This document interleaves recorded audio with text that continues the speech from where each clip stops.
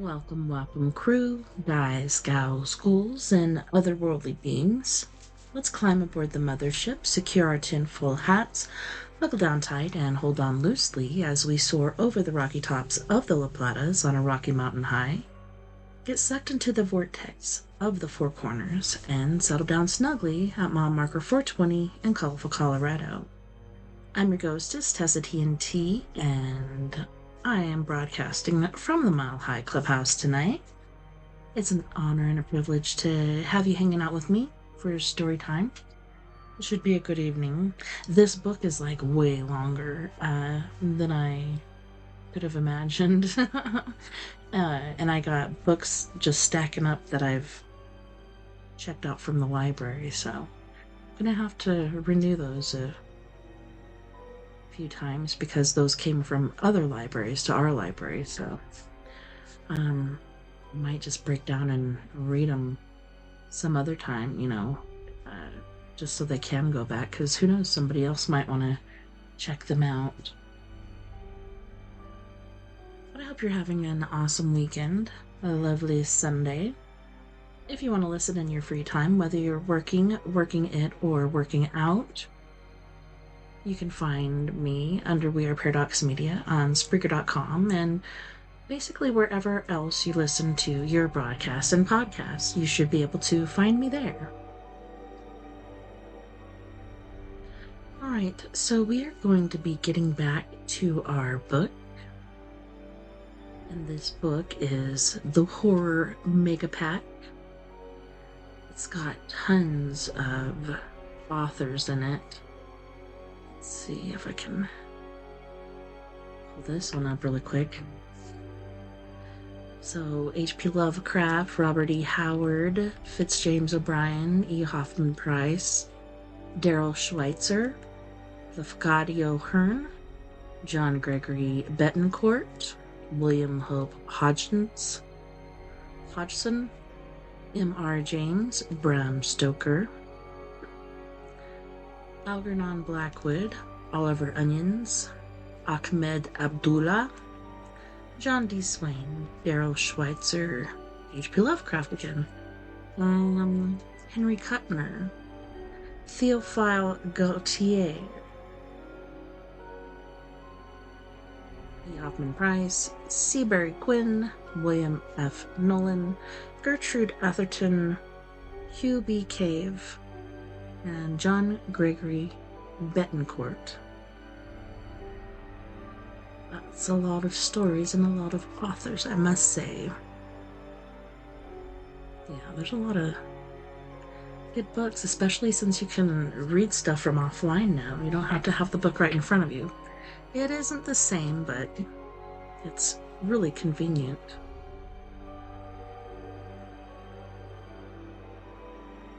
By Moonlight by Gregory Betancourt. Even by moonlight, the farm looked like a disaster area. The barn had started to lean, so much paint had peeled off the main building that its walls looked like sun-bleached driftwood, and at least half of the outbuildings had collapsed. I drove forward slowly, my rental car nosing among the scattered clumps of rusted-out machinery like a reluctant explorer, until I reached the house's front steps. They say you always come full circle, but it was hard to believe I'd spent the first 18 years of my life here. How long ago had it been now? I thought hard and couldn't remember today's date, not the year anyway. 1990 something, August 14th, I thought. Time didn't mean much anymore. It had been at least 50 years since I'd seen this place. Returning from my father's funeral had been hard enough. I'd hoped driving out to the farm one last time would be easier. I could have prevented it.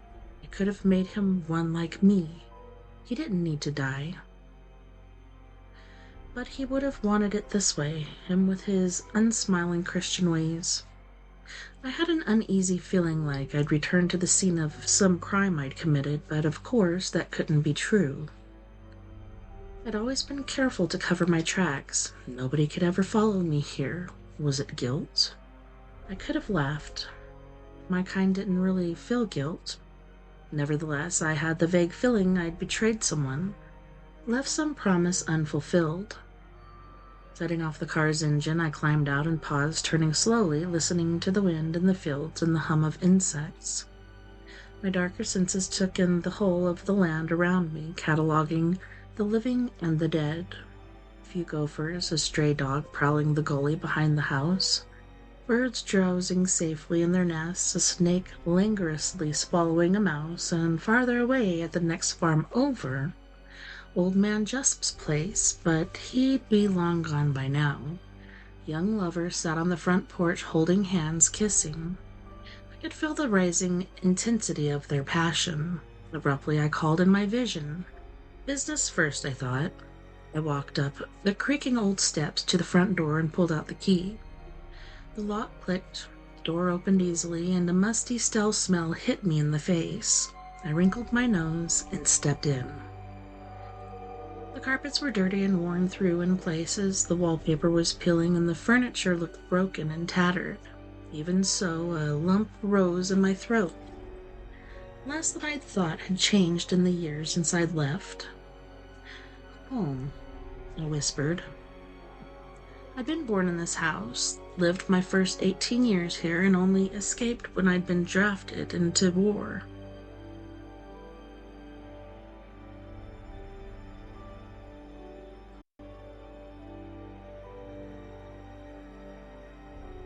The night in 1944, when the German artillery shot my bomber down, we'd already dumped our cargo over Dresden. I had watched the city burning below and felt a vindictive sort of pride. Take that, you bastards, I thought.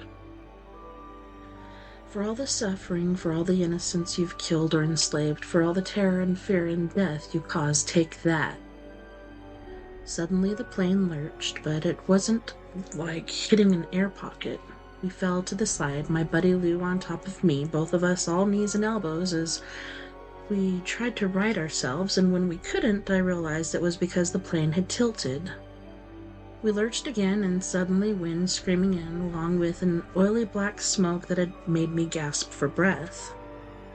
"Come on," Lou shouted in my ear, and somehow we made it to the hatch. He blew it open and pushed me out. I don't remember much after that. I think I must have hit my head. Somehow, though, my parachute opened and I made it to the ground safely, instinctively tucking and rolling like I drilled to do so many times. When I came up to my feet, several bright lights suddenly shone in my eyes.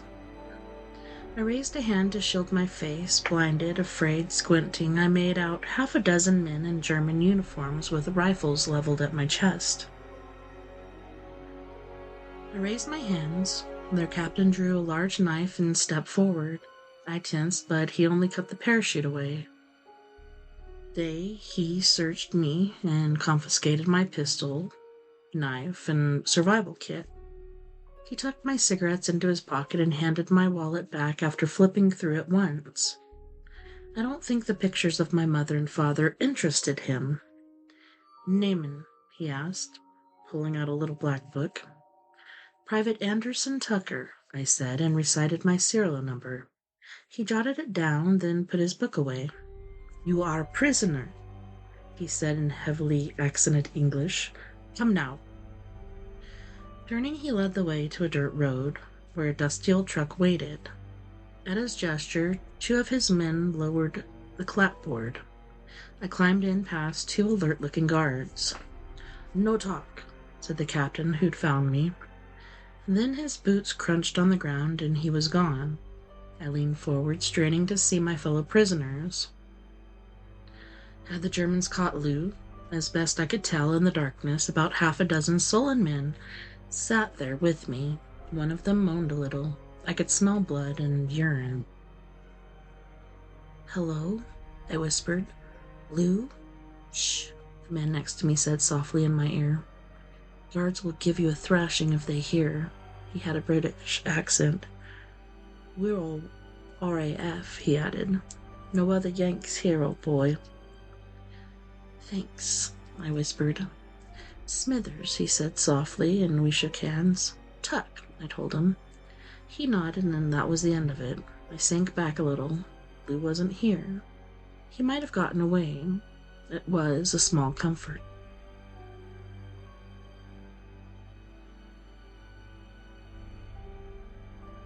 It was dawn when the truck started. By the thin gray morning light, I could see my 5 fellow prisoners clearly for the first time. They looked as bleary-eyed and miserable as I felt. Smithers was a corporal, I saw. Nobody said anything. We just rode in a sullen, helpless silence under the watchful eyes of our 2 guards. After an hour or so, we came to a stop. Through the back of the truck, I could see what looked like a small rail yard. Dense forest came down near the tracks about 100 yards away. The guards lowered the clapboard and motioned us out. Stretching stiff muscles, we complied. Several boxcars were parked on the tracks waiting for an engine, I saw. The guards lined us up while they opened one, then loaded us into it like cattle. Dirty straw lined the floor. I saw when I stepped in. It smelled faintly of mold. "What about a doctor?" Smithers called to the captain outside. "Can you get us a doctor? One of our chaps has a broken arm. You there?" The guards rolled the boxcar's doors shut with a firm thump, and I heard a bar being lowered into place. Luckily, it wasn't dark inside. Blades of light slanted between the thick wooden slats of the walls. "Hey!" Smithers yelled. I heard Boots walking away. We were alone. "Bastards!" Smithers swore. He kicked the door for a little while, but it did no good. Everyone else was settling down on the straw. I hadn't realized how drained I was. When I lay down, I fell asleep almost at once. But not easily and not deeply.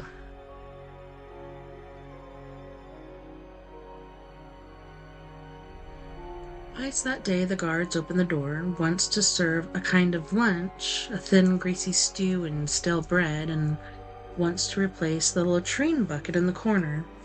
Each time Smithers tried to talk to the Germans about Carter, the man with the broken arm, but they either didn't understand or weren't interested in anything but their immediate task. There didn't seem to be much else we could do but make the poor devil comfortable. Carter seemed in a kind of fever dream, talking or moaning every now and again, sometimes thrashing about, and I thought that sleep was probably the best thing for him. He wouldn't be aware of his pain. We took turns sitting beside him, talking soothingly if he moaned, trying to make him as comfortable as we could. He seemed to be growing steadily worse despite everything we did. "He'll be dead by morning," I heard one of the men mutter. Smithers shot him an angry look. "None of that," he said. "He's a strong lad, our Carter. He'll pull through." That evening the Germans served the same sort of greasy stew again, and after we finished they brought in another 3 British prisoners. I wondered if that was a good or bad sign for my friend Lou. Darkness fell, and I began to feel sleepy even though I'd spent most of the day half drowsing out on the straw. I stretched out and began to drift off. Suddenly Carter thrashed like a crazed mule. His boot struck me in the arm, and cursing, I sat up and pinned his legs to protect myself. "Easy there," I murmured. "Easy." At last he lay still, panting. I arranged the straw under his head, excuse me, then looked at the others. None of them had moved a muscle to help. I shook my head. Carter was one of theirs.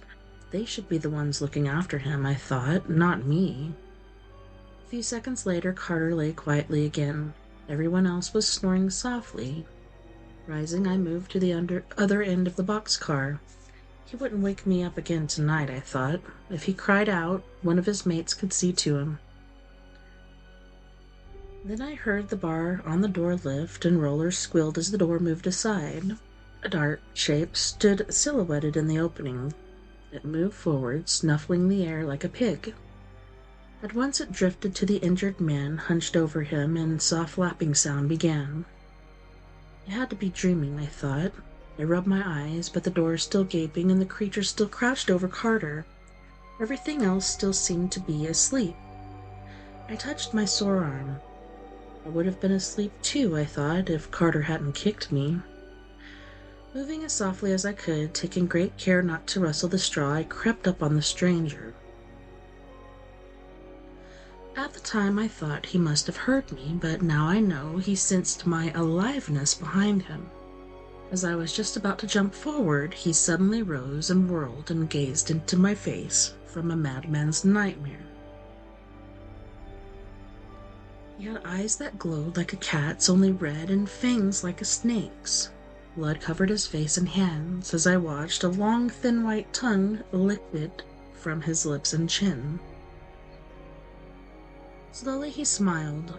It was the most terrifying expression I had ever seen, and it sent a cold jolt through me, worse than anything I could have ever imagined. I felt my bladder let go. An icy sweat began to pour from my skin. I trembled. I shook all over. No matter how I tried, I could not look away from those horrible red eyes.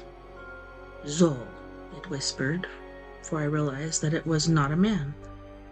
"What makest du here, man?" It drifted forward like a cloud of smoke, enveloping me, and I blinked and found myself on my back. A numbness came over me. I heard the lapping sound again, but closer at my throat. My mind drifted like a leaf in a stream. Air raid sirens suddenly blew outside. I blinked and sat up, suddenly alone. My neck ached. My hands felt icy, my legs shook like gelatin. With effort, I turned to look for the creature, but it seemed to have vanished. The boxcar's door stood open. I crawled to it, then half fell out onto the train tracks. I huddled there for a moment, afraid I'd been seen or heard. Across from the boxcar, I saw running men, and one by one, windows in the station went dark. The air raid siren blared. Far overhead, I heard the throaty rumble of bombers. Somehow, I climbed to my feet and stumbled off toward the forest. My only thought was of escape from the creature. If a German guard had found me, I think I would have embraced him with joy. I must have been dazed by the attack, driven half crazy from fear and pain and blood loss. As I think back over the months that followed, only fractured images come to mind. Stalking small animals in the dark, ripping open their throats, drinking their blood to warm my cold insides, hiding in a fox burrow against the painful brightness of day, sobbing uncontrollably at the sight of towns, of distant men and women, of the kind of warm, happy life I felt I had lost forever. Whatever that creature was, whatever it had done to me, I realized that I, too, was no longer a man. I hunted and lived as an animal, and like an animal I began to rely on my senses. Senses which now seemed inexplicably altered. As I moved slightly through the forest, I could somehow feel every warm living body around me. Could paralyze small animals with the force of my gaze. Could hunt as the fiercest predators must have done in the dawn of history. The first true memory I have is of taking a human life. A boy who wandered too far into the woods one night fell prey to my fangs. After I drank his life away, I recoiled in horror at what I had done, and it was as though I awakened for the first time since the Germans had captured me. I had murdered a boy. It was truly the worst moment of my life. I buried him deep in my fox burrow and fled deep into the woods. The afternoon I sensed hundreds of men searching for the boy. Felt their pain of loss, their hurt and despair.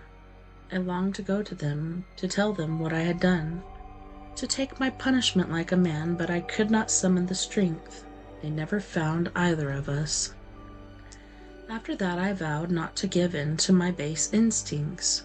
I would not be a wild creature unfit for human company.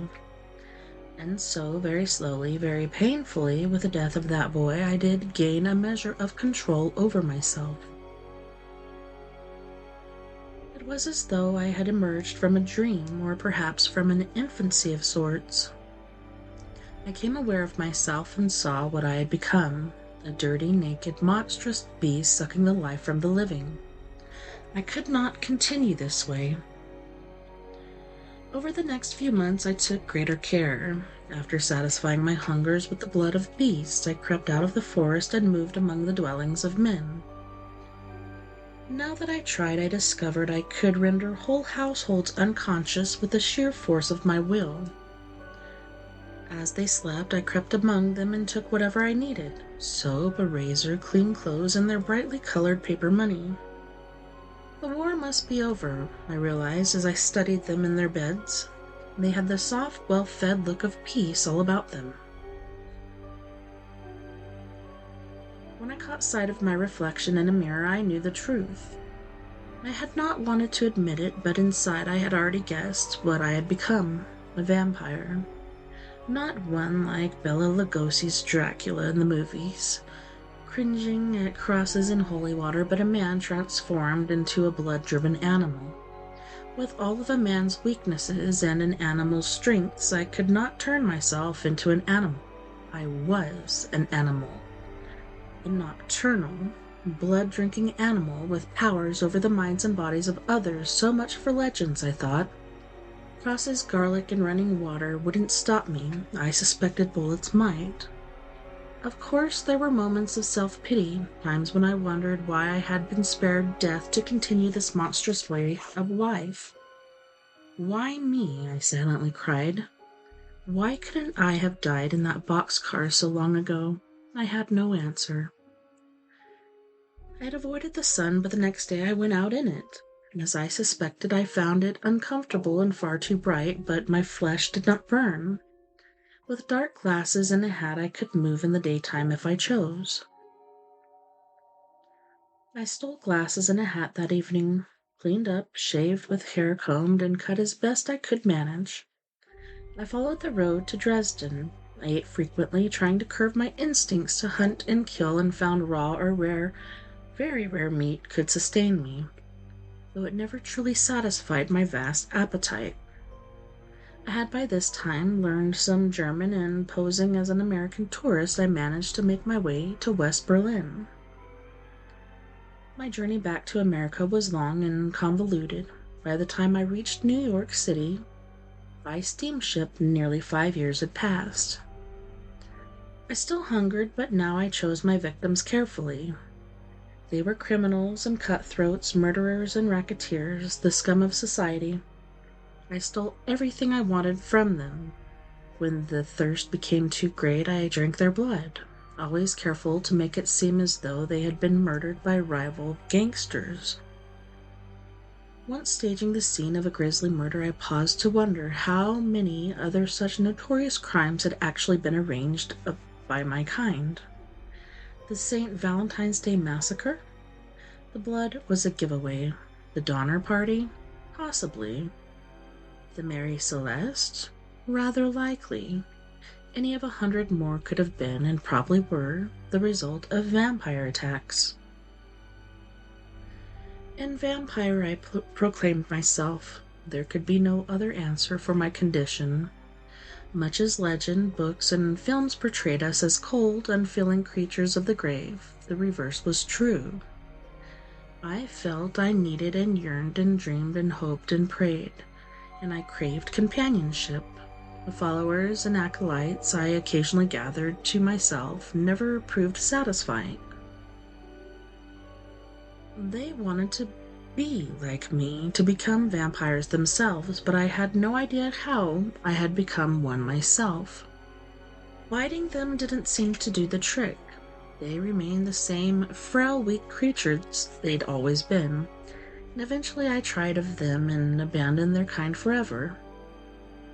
In 1960, when I called my parents for the first time since my return from the war, my mother answered the telephone. I was so nervous my hands shook. "Hello?" she said, when nobody answered. "Hello?" "Mother," I said, "this is Tuck." There was silence. Then, "If this is your idea of a joke, you're sick," and she hung up. I called back. The telephone rang, but nobody picked up. I sat up alone all that night, and the following night I fed on anyone and anything that moved for the first time since Germany. The police blamed a satanic cult.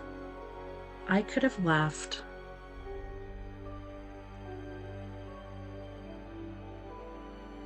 I never tried to contact my parents again while they were alive, though I dutifully took out a subscription to the weekly Plainfield Gazette and began scanning the obituary page.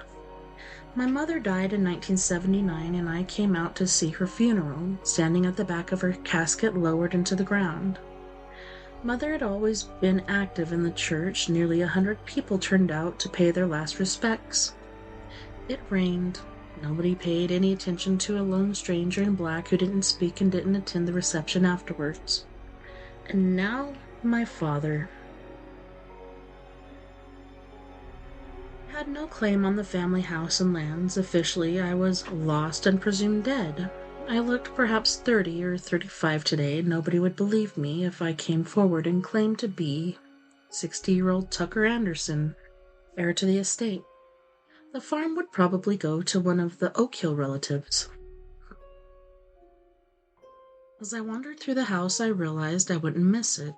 Earlier that night, I had put the executor of my parents' estate to sleep and taken his keys.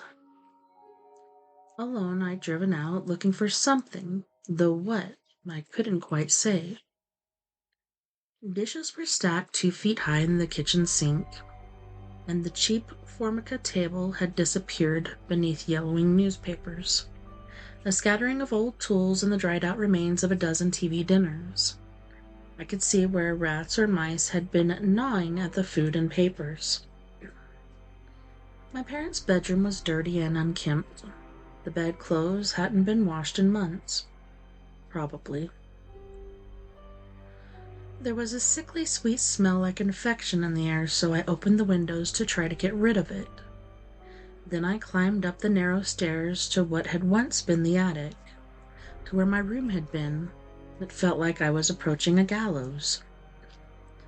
When I pushed the door open, though, I found my room hadn't changed since I'd left. Clearly nobody had been up here since my mother died, and dust lay like a blanket over everything. I stood before my bureau, studying the blocky wooden figures I'd carved as a boy.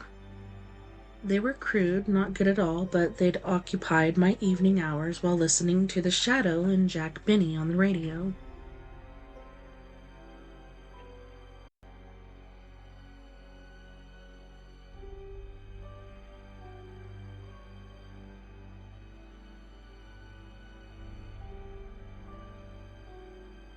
Alright, let's see where I left off.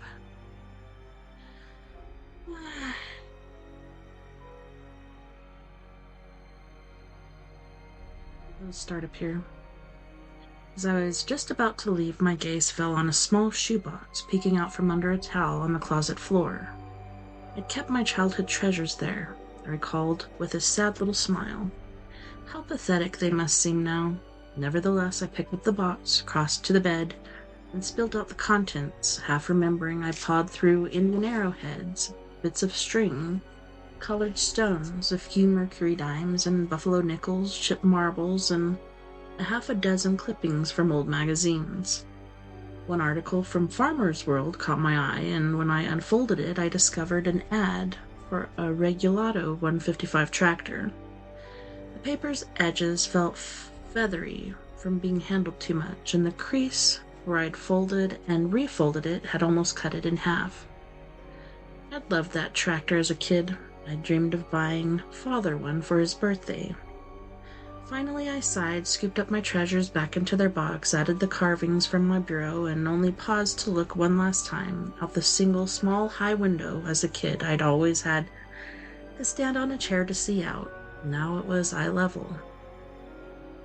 You can come full circle, but you can't go home, I thought sadly.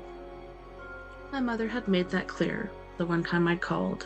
It was best to let the old ghosts go, to move on and make the best of your life. That was what I'd come here to do, after all, wasn't it? up staying the night there. There were clean sheets in the closet, and I changed my old bed and slept in my old room. Everything and nothing had changed. If there are such a thing as ghosts, perhaps they touched me then. When I awakened, the sun streaming in that small window and touching my face, for a second it was 1944 again, and I was a kid. I could almost smell bacon frying downstairs, almost hear Father's old tractor puttering away in the yard, almost hear the soft lowing of our cows in the south pasture. I rose, dressed slowly, and went downstairs to shave and freshen up. In the bathroom, in a little cup on a shelf, sat my father's false teeth. I smiled. He should have seen my teeth, I thought. As I stared at his, though, it came to me that there was something odd about them, about the way they were cut. The eye teeth seemed too long, longer certainly than I remembered. But Father had never been one to smile. I picked up his teeth and, smiling to show off my fangs, compared both of ours in the mirror. They were identical. But that's not possible, I thought. How could he? And then the full horror of it hit me, and I realized what he had been all along. Vampire, like me. Only he'd never known it. It wasn't the bite of that German vampire so long ago, I thought, that had infected me with the vampire disease. With a growing sense of horror, I realized I had always been one. Only my feeding frenzy, my bloodlust, had never been awakened.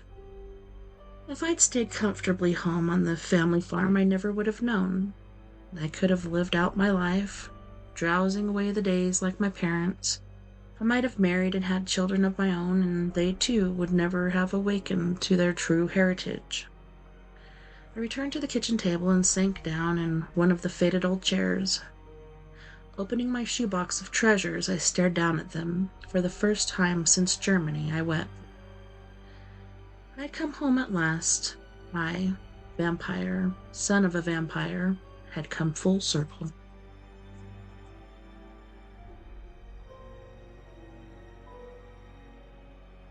The Gateway of the Monster by William Hope Hodgson. In response to Carnegie's usual card of invitation to have dinner and listen to a story, I arrived promptly at 427 Cheney Walk to find the three others who were always invited to these happy little times there before me. 5 minutes later, Carnegie, Ackright, Jessup, Taylor, and I were all engaged in the pleasant occupation of dining. "You've not been long away this time," I remarked as I finished my soup, forgetting momentarily Carnaggie's dislike of being asked even to skirt the borders of his story until such time as he was ready. Then he would not stint words. "That's all," he replied with brevity, and I changed the subject, remarking that I had been buying a new gun, to which piece of news he gave an intelligent nod and a smile which I think showed a genuinely good-humored appreciation of my intentional changing of the conversation. Later, when dinner was finished, Carnegie snugged himself comfortably down in his big chair along with his pipe and began his story with very little circumlocution. As Dodgson was remarking just now, I've only been away a short time, and for a very good reason, too. I've only been away a short distance. The exact locality, I am afraid I must not tell you, but it is less than 20 miles from here, though except for changing a name, that won't spoil the story, and it is a story too. One of the most extraordinary things ever I have run against. I received a letter a fortnight ago from a man I must call Anderson, asking for an appointment. I arranged a time, and when he came I found that he wished me to investigate and see whether I could not clear up a long-standing and too well authenticated case of what he termed haunting. He gave me very little particulars, and finally, as the case seemed to present something unique, I decided to take it up. 2 days later I drove to the house late in the afternoon. I found it a very old place, standing quite alone in its own grounds. Anderson had left a letter with Butler, I found pleading excuses for his absence, and leaving the whole house at my disposal for my investigations. The butler evidently knew the object of my visit, and I questioned him pretty thoroughly during dinner, which I had in rather lonely state. He is an old and privileged servant, and had the history of the Grey Room exact in detail. From him I learned more particulars regarding two things that Anderson had mentioned in but a casual manner.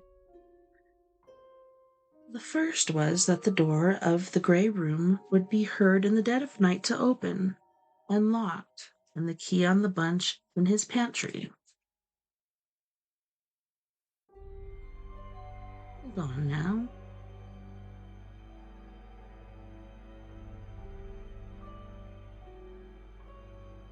Yeah, the Grey Room would be heard in the dead of night to open and slam heavily, and this even though the butler knew it was locked and the key on the bunch in his pantry. The second was that the bedclothes would always be found torn off the bed and hurled in a heap into a corner. But it was the door slamming that chiefly bothered the old butler.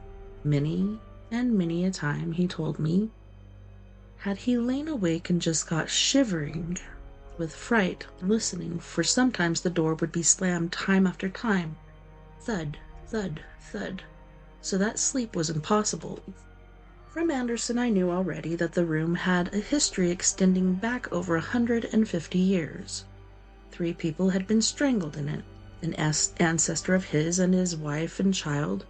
This is authentic, as I had taken very great pains to discover, so that you can imagine it was with a feeling I had a striking case to investigate that I went upstairs after dinner to have a look at the Grey Room. Peter, the old butler, was in rather a state about my going, and assured me with much solemnity that in all the 20 years of his service no one had ever entered that room after nightfall. He begged me in quite a fatherly way to wait till the morning, when there would be no danger, and then he could accompany me himself. Of course, I smiled a little at him and told him not to bother. I explained that I should do no more than look round a bit and perhaps affix a few seals. He need not fear I was used to that sort of thing, but he shook his head, and when I said that, "There isn't many ghosts like ours, sir," he assured me with mournful pride. And by Jove, he was right, as you will see. I took a couple of candles, and Peter followed with his bunch of keys. He unlocked the door, but would not come inside with me. He was evidently in a fright, and he renewed his request that I would put off my examination until daylight. Of course, I laughed at him again and told him he could stand sentry at the door and catch anything that came out. "It never comes outside, sir," he said in his funny old solemn manner. Somehow he managed to make me feel as if I were going to have the creeps right away. Anyway, it was one to him, you know. I left him there and examined the room. It was a big apartment and well furnished in the grand style, with a huge 4-poster which stands with its head to the end wall. There were 2 candles on the mantelpiece and 2 on each of the 3 tables that were in the room. I lit the lot, and after that the room felt a little less inhumanely dreary, though, mind you, it was quite fresh and well kept in every way. After I had taken a good look around, I sealed lengths of baby ribbon across the windows, along the walls, over the pictures, and over the fireplace and the wall closets. All the time as I worked, the butler stood just without the door, and I could not persuade him to enter, though I jested him a little as I stretched the ribbons and went here and there about my work. Every now and again he would say, "You'll excuse me, I'm sure, sir, but I do wish you would come out, sir. I'm fair in a quake for you." I told him he need not wait, but he was loyal enough in his way that what he considered his duty. He said he could not go away and leave me all alone there. He apologized, but made it very clear that I did not realize the danger of the room, and I could see generally that he was in a pretty frightened state. All the same, I had to make the room so that I should know if anything material entered it, so I asked him not to bother me unless he really heard or saw something. He was beginning to get on my nerves, and the feel of the room was bad enough without making it any nastier. For a time further, I worked stretching ribbons across the floor and sealing them so that the merest touch would have broken them, were anyone to venture into the room in the dark with the intention of playing the fool. All this had taken me far longer than I had anticipated, and suddenly I heard a clock strike 11. I had taken off my coat soon after commencing work. Now, however, as I had practically made an end of all that I intended to do, I walked across to the settee and picked it up. I was in the act of getting into it when the old butler's voice, he had not said a word for the last hour, came sharp and frightened. "Come out, sir, quick! There's something going to happen! Jove!" But I jumped, and then, in the same moment, one of the candles on the table to the left went out. Now, whether it was the wind or what, I do not know, but just for a moment, I was enough startled to make a run for the door, though I am glad to say that I pulled up before I reached it. I simply could not bunk out with the butler standing there after having, as it were, read him a sort of lesson on being brave, So I just turned right round, picked up the 2 candles off the mantelpiece, and walked across to the table near the bed. Well, I saw nothing. I blew out the candle that was still alight. Then I went to those on the 2 tables and blew them out. Then outside of the door the old man called again. "Oh, sir, do be told, do be told." "All right, Peter," I said, and by Jove, my voice was not as steady as I should have liked. I made for the door and had a bit of work not to start running. I took some thundering long strides, as you can imagine, and near the door I had a sudden feeling that there was a cold wind in the room. It was almost as if the window had been suddenly opened a little. I got to the door, and the old butler gave back a step in a sort of instinctive way. "Collar the candles, Peter," I said pretty sharply, and shoved them into his hands. I turned and caught the handle and slammed the door shut with a crash. Somehow, as I did so, I thought I felt something pull back on it, but it must have been only fancy. I turned the key in the lock and then again double locking the door. I felt easier then and set to and sealed the door. In addition, I put my card over the keyhole and sealed it there, after which I pocketed the key and went downstairs with Peter, who was nervous and silent, leading the way. Poor old beggar. It had not struck me until that moment that he had been enduring a considerable strain during the last 2 or 3 hours. About midnight I went to bed. My room lay at the end of the corridor upon which opens the door of the grey room. I counted the doors between it and mine, and found that 5 rooms lay between, and I am sure you can understand that I was not sorry. Then, just as I was beginning to undress, an idea came to me, and I took my candle and sealing wax and sealed the doors of all 5 rooms. If any door slammed in the night, I should know just which one. I returned to my room, locked the door, and went to bed. I was waked suddenly from a deep sleep by a loud crash somewhere out in the passage. I sat up in bed and listened, but heard nothing. Then I lit my candle. I was in the very act of lighting it when there came the bang of the door being violently slammed along the corridor. I jumped out of bed and got my revolver.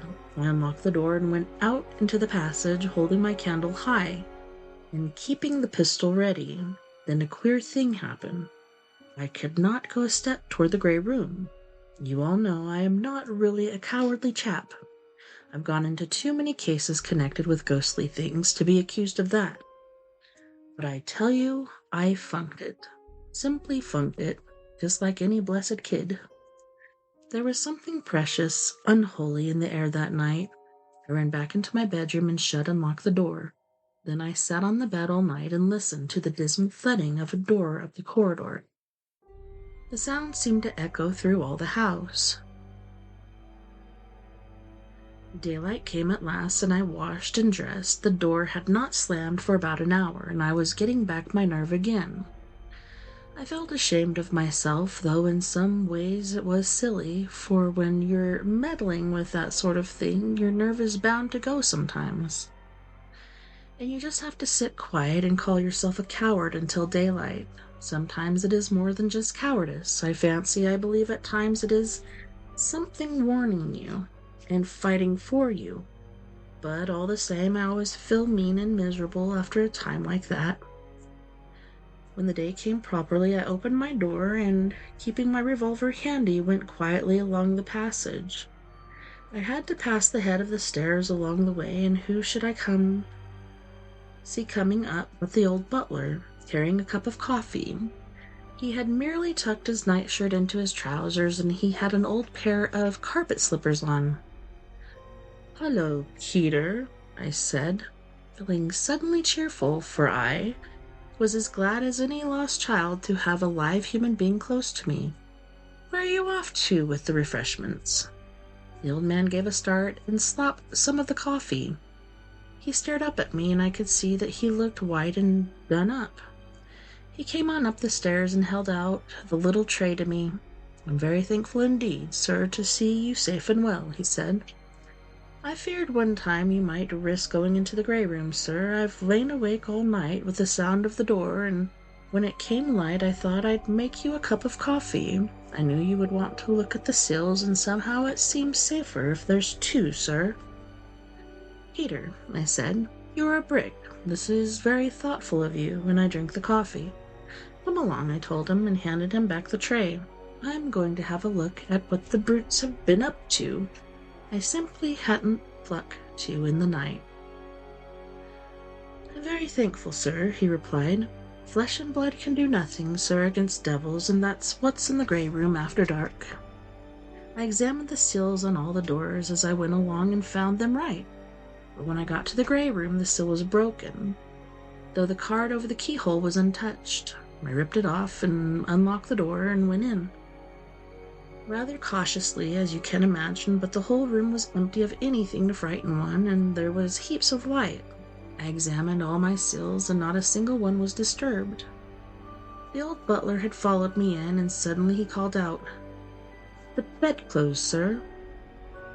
I ran up to the bed and looked over, and surely they were lying in the corner at the left of the bed. Jove, you can imagine how queer I felt. Something had been in the room. I stared for a while from the bed to the clothes on the floor, had a feeling that I did not want to touch either. Old Peter, though, did not seem to be affected that way. He went over to the bed coverings and was going to pick them up, as doubtless he had done every day these 20 years back, but I stopped him. I wanted nothing touched until I had finished my examination. This I must have spent a full hour over, and then I let Peter straighten up the bed, after which we went out and I locked the door, for the room was getting on my nerves. I had a short walk and then breakfast, after which I felt more my own man, and so returned to the grey room, and with Peter's help, and one of the maids, I had everything taken out of the room except the bed. Even the very pictures. I examined the walls, floor, ceiling, then with probe, hammer, and magnifying glass, but found nothing suspicious, and I can assure you I began to realize in very truth that some incredible thing had been loose in the room during the past night. I sealed up everything again and went out, locking and sealing the door as before. After dinner, Peter and I unpacked some of my stuff, and I fixed up my camera and flashlight opposite to the door of the grey room, with the string from the trigger of the flashlight to the door. Then, you see, if the door were really open, the flashlight would blare out, and there would be possibly a very queer picture to examine in the morning. The last thing I did before leaving was to uncap the lens, and after that I went off to my bedroom and to bed, for I intended to be up at midnight, and to ensure this, I set my little alarm to call me. Also, I left my candle burning. The clock woke me at 12, and I got up and into my dressing gown and slippers. I shoved my revolver into my right side pocket and opened my door. Then I lit my darkroom lamp and withdrew the slide so that it would give a clear light. I carried it up the corridor about 30 feet and put it down on the floor, with the open side away from me so that it would show me anything that might approach along the dark passage. Then I went back and sat in the doorway of my room, with my revolver handy, staring at the passage toward the place where I knew my camera stood outside the door of the gray room.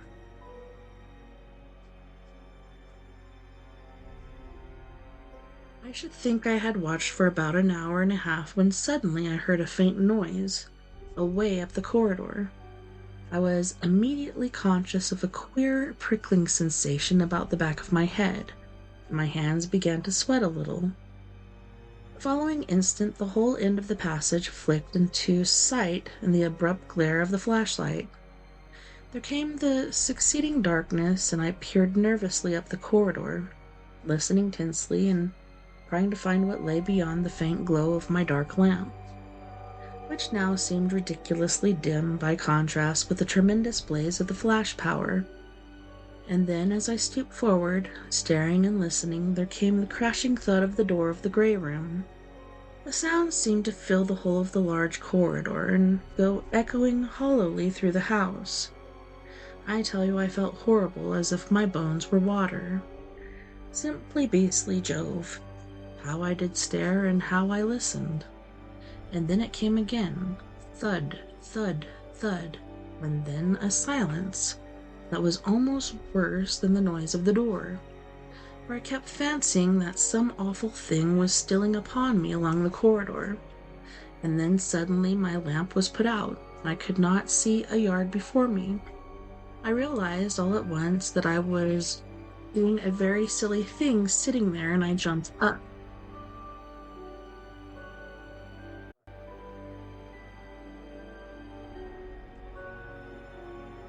Had an incoming, sorry guys. I gotta find my place again.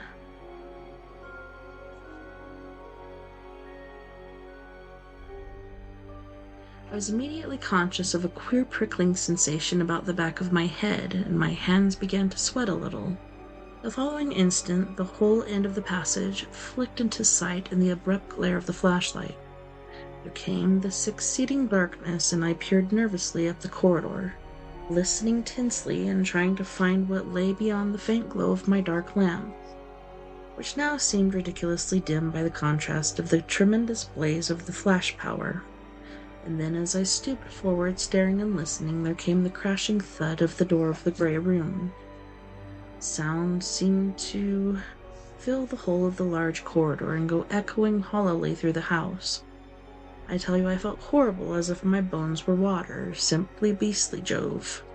How I did stare and how I listened, and then it came again. Thud, thud, thud, and then a silence that was almost worse than the noise of the door. For I kept fancying that some awful thing was stealing up me along the corridor, and then suddenly my lamp was put out, and I could not see a yard before me. I realized at once that I was doing a very silly thing sitting there, and I jumped up. Even as I did so, I thought I heard a sound in the passage, and quite near me. I made one backward spring into my room and slammed the lock and locked the door. I sat on my bed and stared at the door. I had my revolver in my hand, but it seemed an abominably useless thing. I felt that there was something the other side of that door. For some unknown reason, I knew it was pressed up against the door, and it was soft. That was just what I thought. Most extraordinary thing to think. Presently I got hold of myself a bit and marked out a pentacle hurriedly with chalk on the polished floor. And there I sat in it almost until dawn, and all the time away up the corridor, the door of the gray room thudded at solemn and horrid intervals. It was a miserable, brutal night. When the day began to break, the thudding of the door came gradually to an end, and at last I got hold of my courage and went along the corridor in the half-light to cap the lens of my camera. I can tell you it took some doing, but if I had not done so, my photograph would have been spoilt, and I was tremendously keen to save it. I got back to my room and then set to and rubbed out the 5-pointed star in which I had been sitting. Half an hour later, there was a tap at my door. It was Peter with my coffee. When I had drunk it, we both went along to the gray room. As we went, I had a look at the seals on the other doors, but they were untouched. The seal on the door of the gray room was broken, as also was the string from the trigger of the flashlight, but the card over the keyhole was still there. I ripped it off and opened the door. Nothing unusual was to be seen until we came to the bed. Then I saw that, as on the previous day, the bedclothes had been torn off and hurled into the left-hand corner, exactly where I'd seen them before. I felt very queer, but I did not forget to look at all the seals, only to find that not one had been broken. Then I turned and looked at old Peter, and he looked at me, nodding his head. "Let's get out of here," I said. "It's no place for any living human to enter without proper protection." We went out then, and I locked and sealed the door again. After breakfast, I developed the negative, but it showed only the door of the gray room half opened. Then I left the house, as I wanted to get certain matters and implements that might be necessary to life, perhaps to the spirit, for I intended to spend the coming night in the gray room. Oh no, that's not a good idea. Well, let's go ahead and pause there.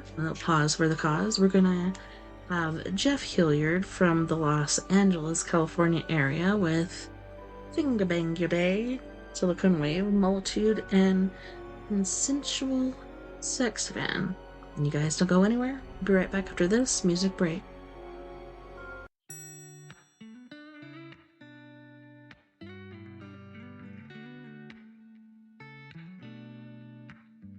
When your life is a never-ending train wreck, and you feel like you're drowning in a sea of regret, with a bit of oppression pressing down on your neck, it hurts so bad.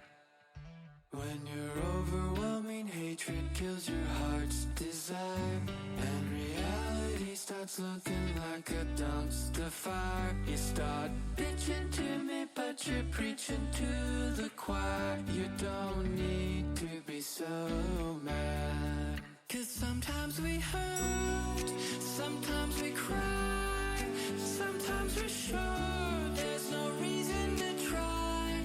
When the whole world goes completely insane, open your heart, stand up and sing. I'm gonna finger bang my day. Yeah, yeah, I'll finger bang my day. That's right. You gotta make the choice to give it all you've got, and make your day long with pleasure, really make it hot, because your day deserves a lover that pulls out the stops. Come on, it's not so hard, 'cause sometimes we hurt, sometimes we cry, sometimes we're sure there's no reason to try. When the whole world blows up in our face, what else could we do but stand up and sing? I'm gonna finger bang my day. Yeah, yeah, finger bang my day.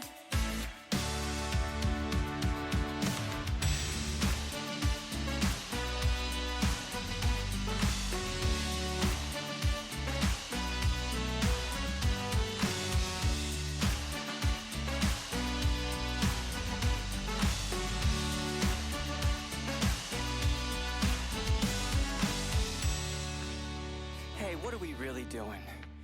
We can't live in a world that has this much hate. We have to get honest with ourselves. We have to take stock in what our part is in all of this madness. We have to let go, and we focus on giving love, setting that intention. And each and every single one of us gets up every day with the intention to give love.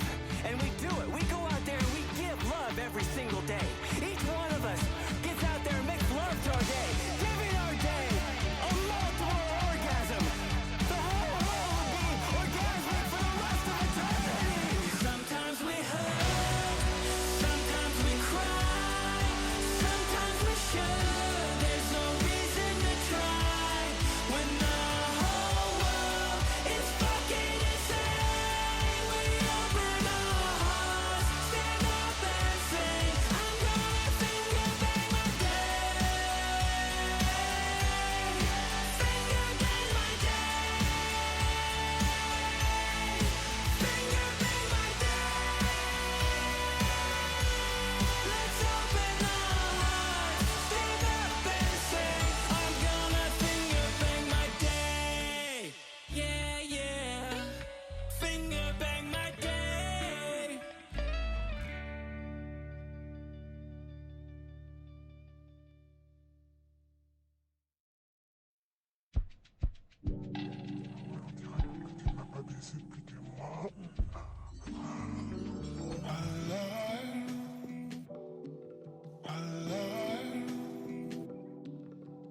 I just got a package, I can't wait to get home. I spent all day tracking the shipment on my phone. All that she was lacking, I ordered custom. I can't wait to get some, take it to the bedroom. Bitch is always nagging, now I got the air. I said this bitch is packing, going my way. I have a new attraction, don't care what you say. It's better in every way, now baby it's time to play. We're gonna make us a tape and show everyone the way. Cause I'm going my own way, riding up the Silicon Way. I'm seen on the game with my new real dog. I'm gonna play. Just second way to my Silicon Way. She is here to stay. She's my new real dog, and it's time to play.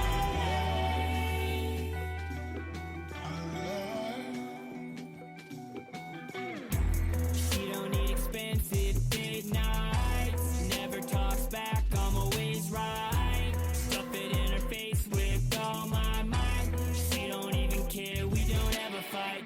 She never cries when I'm testing the suspension. We blow it up like it's fucking Armageddon. We make the videos because this is perfection. Look at this erection, I don't need protection. Cause I'm going my own way, riding up the Silicon Way. I'm seen on the game with my new real dog. I'm gonna play.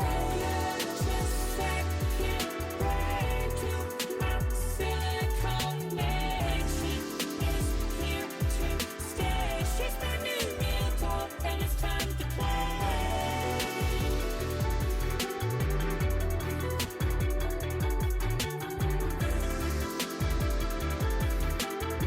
With my new real dog, I'm gonna play.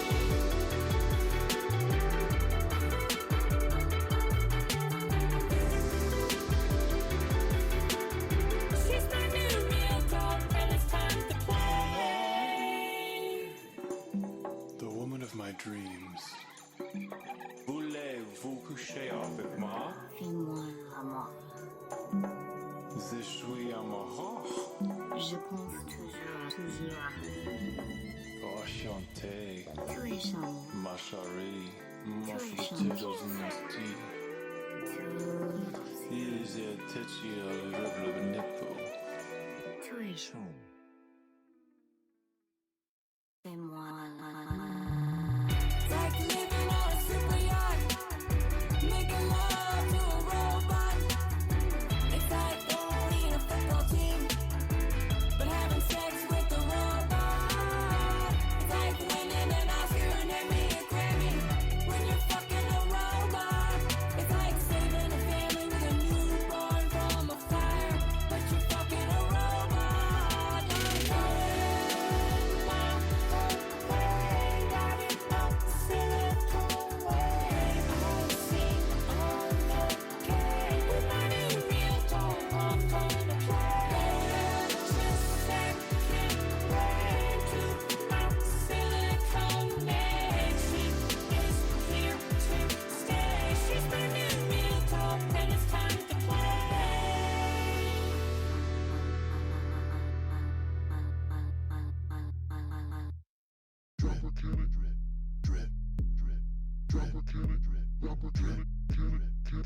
I got molar moves, got that molar too. You think it's wrong? Back of the head too long. Fuck that. Check these molar moves. You need a molar too. I can do no wrong. Back of the head long, never gonna cut it. All these hookers sweet on me. Look at them chasing me, showing me that ass. And I bang up snatch. I do this shit for free. Go down your mama till 3. She's taking selfies with the mullet like it's history. How can I maneuver you with that pussy, dude? You sit like Buddha waiting on it to come to you.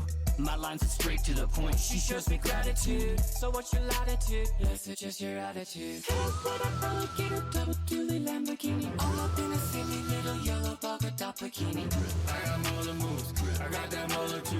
You think it's wrong? Back of the head too long. Fuck that. Head with a alligator, double dually Lamborghini. All up in a silly little yellow polka dot bikini. Check these molar moves. You need a molar too.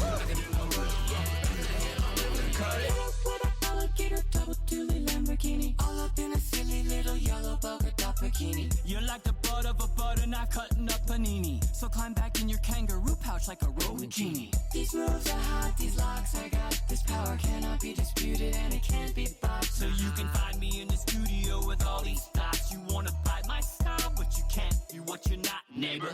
I got more than moves, I got that molar too. You think it's wrong, back of the head too long, fuck that. Check these molar moves, you need a molar too. I can do no wrong, back of the head long, I'm gonna cut it. Got that motherfucking ballin'.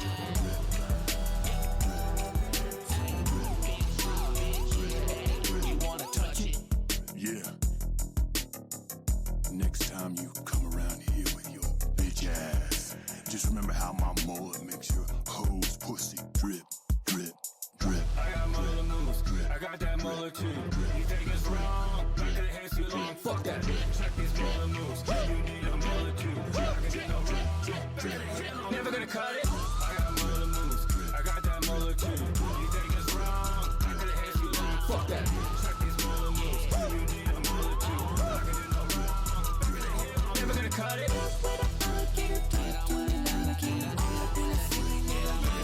Never gonna cut it.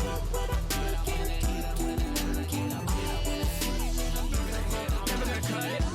Drip, drip, Molar moves. Just a molar, bitch. Molar moves. drip, drip. Molar moves. Never gonna cut it. Do you wanna go for a ride in my consensual sex van? Do you wanna go for a ride in my consensual sex van? Let me take you far away from all this huff and puff. There will be nothing in between our love, like a pair of doves flying high above, where nothing can touch us, touching softly. Don't let me go, I won't let you go. This is eternity with me, baby. Do you wanna go for a ride in my consensual sex van? Do you wanna go for a ride in my consensual sex van? You don't have to be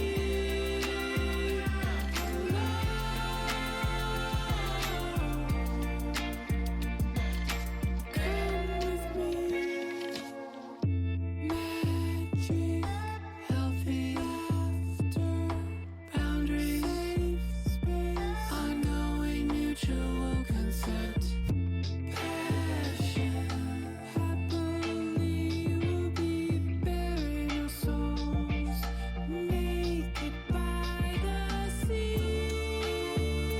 We'll breathe the clean air. We'll be living, laughing, loving forever. Baby, do you wanna go for a ride in my consensual sex van? Do you wanna go for a ride in my consensual sex van? You don't have to be alone anymore. We will be together forever in love. Do you wanna go for a ride? Do you wanna go in my consensual? Let's go. Let's go. Let's go. Let's go. Let's go. Let's go. Let's go. Just get in the van.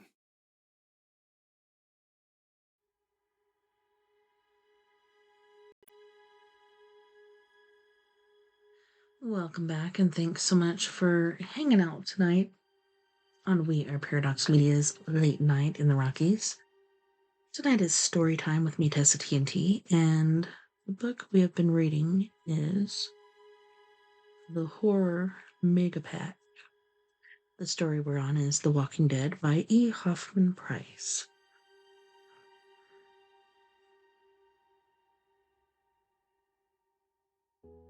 Is it? Hold on, wait a tick.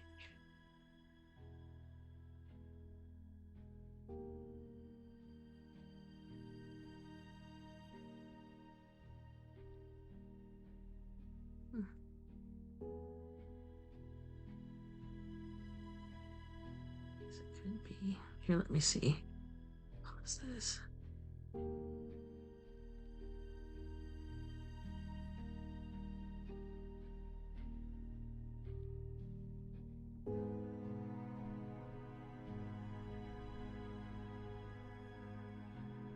Nope. This one is The Gateway of the Monster by William Hodgson. Alright. Yeah, I didn't think it was The Walking Dead. I think The Walking Dead was one of the earlier stories we read from this book. Alright, let's see.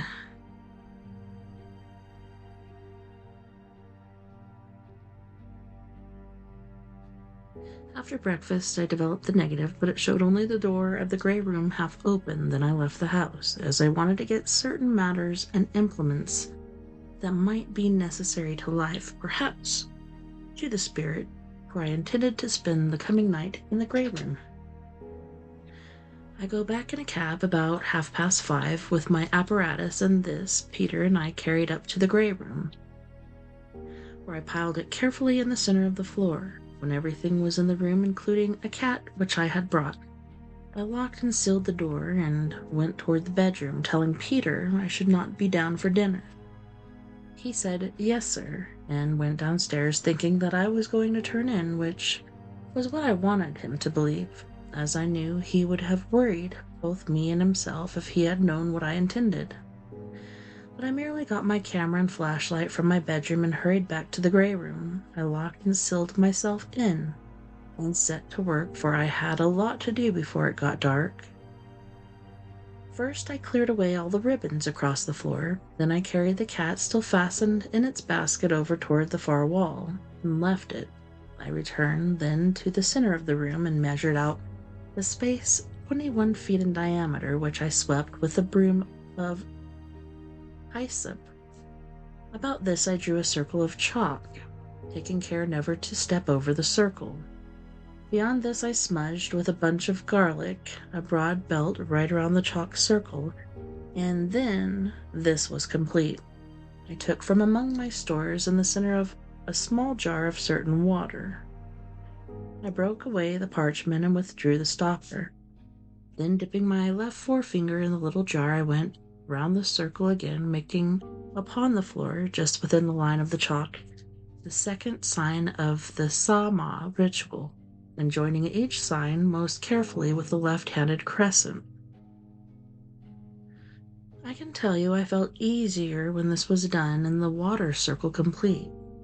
Then I unpacked some more of the stuff that I had brought and placed a lighted candle in the valley of each crescent. After that I drew a pinnacle so that each of the 5 points of the defensive star touched the chalk circle.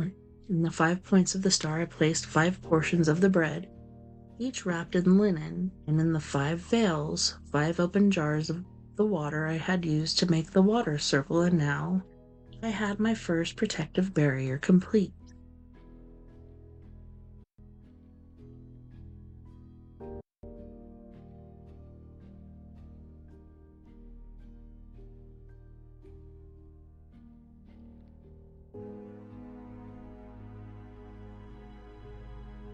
Sorry guys, I'm trying to find where I left off.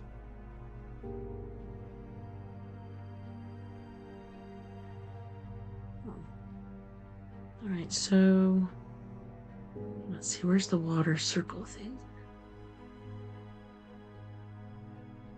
Alright, we're just gonna start from over here. Then I unpacked some more of the stuff that I had brought and placed a lighted candle in the valley of each crescent. After that, I drew a pinnacle so that each of the 5 points of the defensive star touched the chalk circle. In the 5 points of the star, I placed 5 portions of bread, each wrapped in linen. And in the 5 valves, 5 open jars of the water I had used to make the water circle, and now I had my first protective barrier complete. Now, anyone except you who knows something of my methods of investigation might consider all this a piece of useless and foolish superstition. But you all remember the black veil case in which I believe my life was saved by a very similar form of protection, whilst Aster, who sneered at it and would not come inside, died. I got the idea from Sixend MS, written so far as I can make out in the 14th century. At first, naturally, I imagined it was just an expression of the superstition of his time, and it was not until a year later that it occurred to me to test his defense, which I did. As I've just said, in that horrible black veil business. You know how that turned out. Later I used it several times, and always I came through safe, until the moving fur case. It was only a partial defense, therefore, and I nearly died in the pentacle. After that I came across Professor Gardner's experiments with a medium. When they surrounded the medium with a current in vacuum, he lost his power, almost as if it cut him off from the immaterial. That made me think a lot, and that is how I came to make the electric pentacle, which is a most marvelous defense against certain manifestations. I used the shape of the defensive star for this protection because I have, personally, no doubt at all but that there is some extraordinary virtue in the old magic figure. Curious thing for a 20th century man to admit, is it not? But then, as you all know, I never did, and never will, allow myself to be blinded by the little cheap laughter. I ask myself questions and keep my eyes open. In this last case, I had little doubt that I had run up against a supernatural monster, and I meant to take every possible care, for the danger is abominable. I turned to now to fit the electric pentacle, setting it so that each of its points and veils coincide exactly with the points and veils of the drawn pentagram upon the floor. Then I connected up the battery, and the next instant the pale blue glare from the intertwining vacuum tube shone out. I glanced about me then with something of a sigh of relief, and realized suddenly that the dusk was upon me, for the window was gray and unfriendly. Then, round at the big empty room, over the double barrier of electric and candle light, I had an abrupt, extraordinary sense of weirdness thrust upon me. In the air, you know, as it were, a sense of something inhuman impending. The room was full of the stench of bruised garlic, a smell I hate. I turned now to the camera and saw that it and the flashlight were in order. Then I tested my revolver carefully, though I had little thought that it would be needed. Yet to what extent materialization of an unnatural creature is possible, given favorable conditions, no one can say. And I had no idea what horrible thing I was going to see or feel the presence of. I might in the end have to fight with a materialized monster. I did not know and could only be prepared. You see, I never forgot that 3 other people had been strangled in the bed close to me, and the fierce slamming of the door I had heard myself. I had no doubt that I was investigating a dangerous and ugly case. By this time the night had come, though the room was very light with the burning candles, and I found myself glancing behind me constantly and then all round the room. It was nervy work waiting for that thing to come. Then suddenly I was aware of a little cold wind sweeping over me, coming from behind. I gave one great nerve thrill, and a prickly feeling went all over the back of my head. Then I hove myself round with a sort of stiff jerk and stared straight against the queer wind. It seemed to come from the corner of the room to the left of the bed. the place where both times I had found the heap of tossed bedclothes. Yet I could see nothing unusual, no opening, nothing. Abruptly, I was aware the candles were all aflicker in that unnatural wind. I believe I just squatted there and stared in a horribly frightened wooden way for some minutes. I shall never be able to let you know how disgustingly horrible it was sitting in that vile cold wind. And then, flick, flick, flick. All the candles round the outer barrier went out, and there was I, locked and sealed in that room, and with no light beyond the weakish blue glare of the electric pentacle. A time of abominable tenseness passed, and still that wind blew upon me, and then suddenly I knew that something stirred in the corner to the left of the bed. I was made conscious of it rather by some inward unused sense than by either sight or sound, for the pale short radius glare of the pentacle gave but a very poor light for seeing by. Yet as I stared, something began slowly to grow upon my sight, a moving shadow, a little darker than the surrounding shadows. I lost the thing amid the vagueness, and for a moment or two I glanced swiftly from side to side, with a fresh, new sense of impending danger. Then my attention was directed to the bed. All the coverings were being drawn steadily off with a hateful, stealthy sort of motion. I heard the slow, dragging slither of the clothes, but I could see nothing of the thing that pulled. I was aware in a funny, subconscious, introspective fashion that the creep had come upon me, yet that I was cooler mentally than I had been for some minutes, sufficiently so to feel that my hands were sweating coldly, and to shift my revolver, half consciously, whilst I rubbed my right hand dry upon my knee, though never for an instant taking my gaze on my attention from those moving clothes. The faint noises from the bed ceased once, and there was a most intense silence with only the sound of blood beating in my head. Yet immediately afterward I heard again the slurring of the bedclothes being dragged off the bed.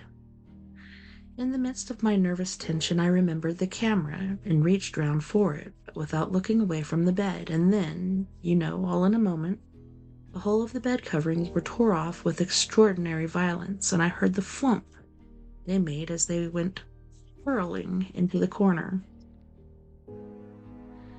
There was a time of absolute quietness, then for perhaps a couple of minutes, and you can imagine how horrible I felt.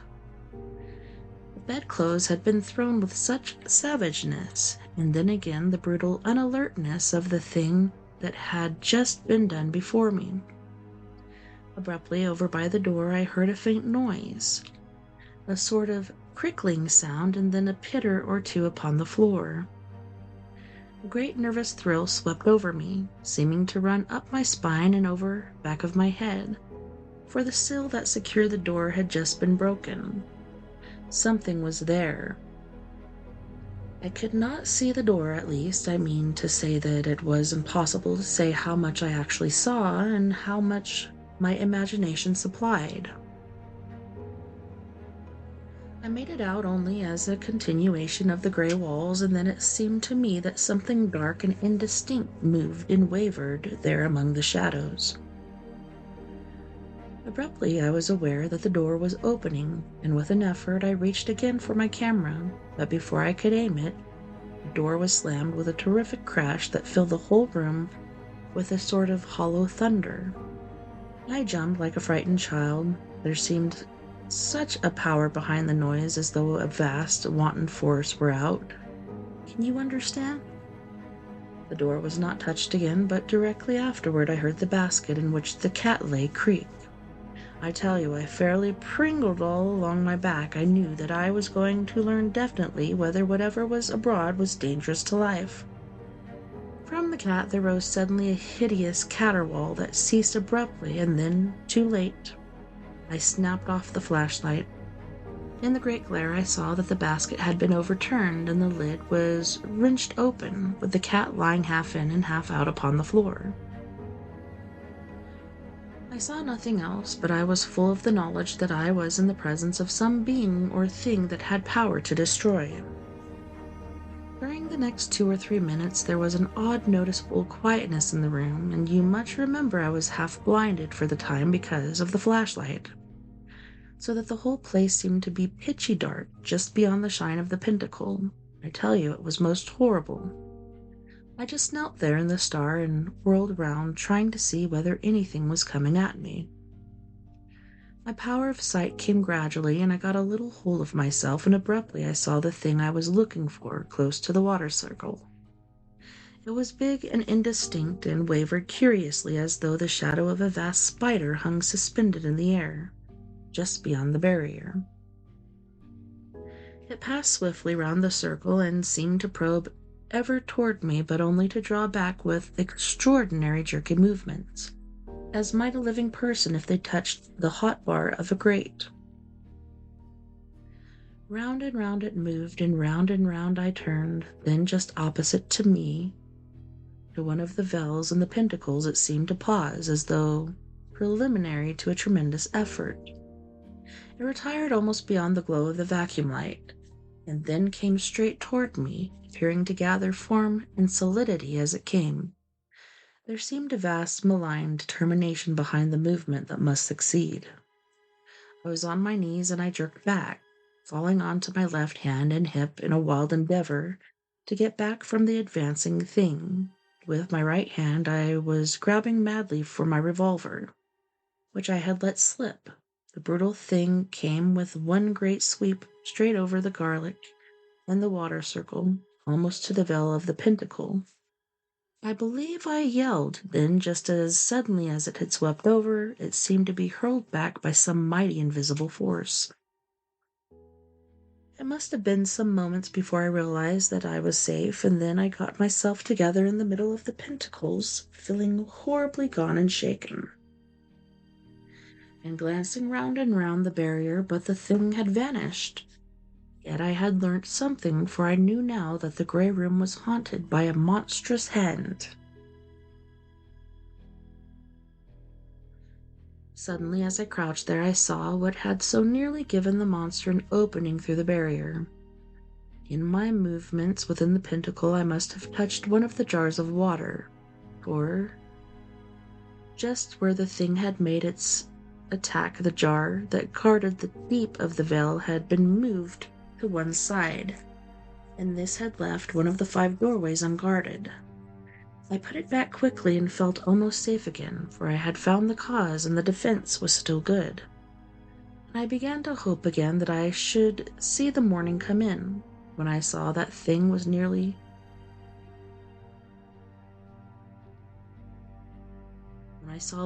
so nearly succeed. I had an awful, weak, overwhelming feeling that the barriers could never bring me safe through the night against such a force. You can understand. For a long time I could not see the hand, but presently I thought I saw, once or twice, an odd wavering over among the shadows near the door.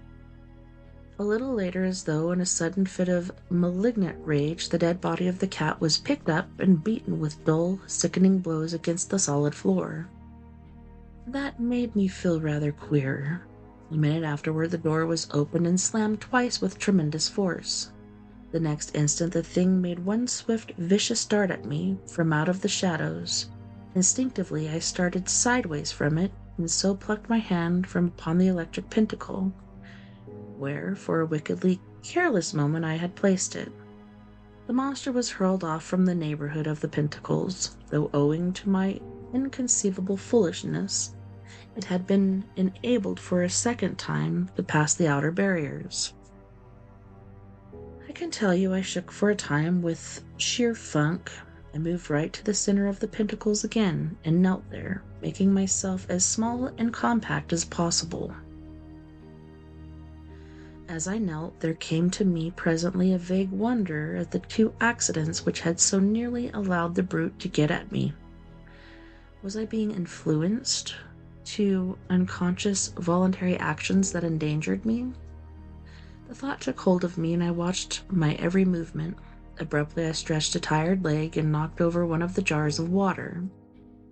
Some was spilled, but because of my suspicious watchfulness, I had it upright and back within the veil, while yet some of the water remained. Even as I did so, the vast black materialized hand beat up at me out of the shadows and seemed to leap almost into my face, so nearly did it approach, but for the third time it was thrown back by some altogether enormous, overmastering force. Yet apart from the dazed fright in which it left me, I had for a moment that feeling of spiritual sickness, as if some delicate, beautiful inward grace had suffered, which is felt only upon the too near approach of the abhuman, and is more dreadful in a strange way than any physical pain that can be suffered. I knew by this more of the extent and closeness of the danger, and for a long time I was simply cowed by the butt-headed brutality of that force upon my spirit. I can put it no other way. I knelt again in the center of the pinnacles, watching myself with more fear almost than the monster, for I knew now that unless I guarded myself from every sudden impulse that came to me, I might simply work my own destruction. Do you see how horrible it all was? I spent the rest of the night in a haze of sick fright, and so tense that I could not make a single movement naturally. I was in such fear that any desire for action that came to me might be prompted by the influence that I knew was at work on me. And outside of the barrier, that ghastly thing went round and round, grabbing and grabbing in the air at me. Twice more was the body of the dead cat molested. The second time I heard every bone in its body scrunch and crack, and all the time the horrible wind was blowing upon me from the corner of the room to the left of the bed. Then, just as the first touch of dawn came into the sky, that unnatural wind ceased in a single moment, and I could see no sign of the hand. The dawn came slowly, and presently the wan light filled all the room, and made the pale glare of the electric pentacle look more unearthly.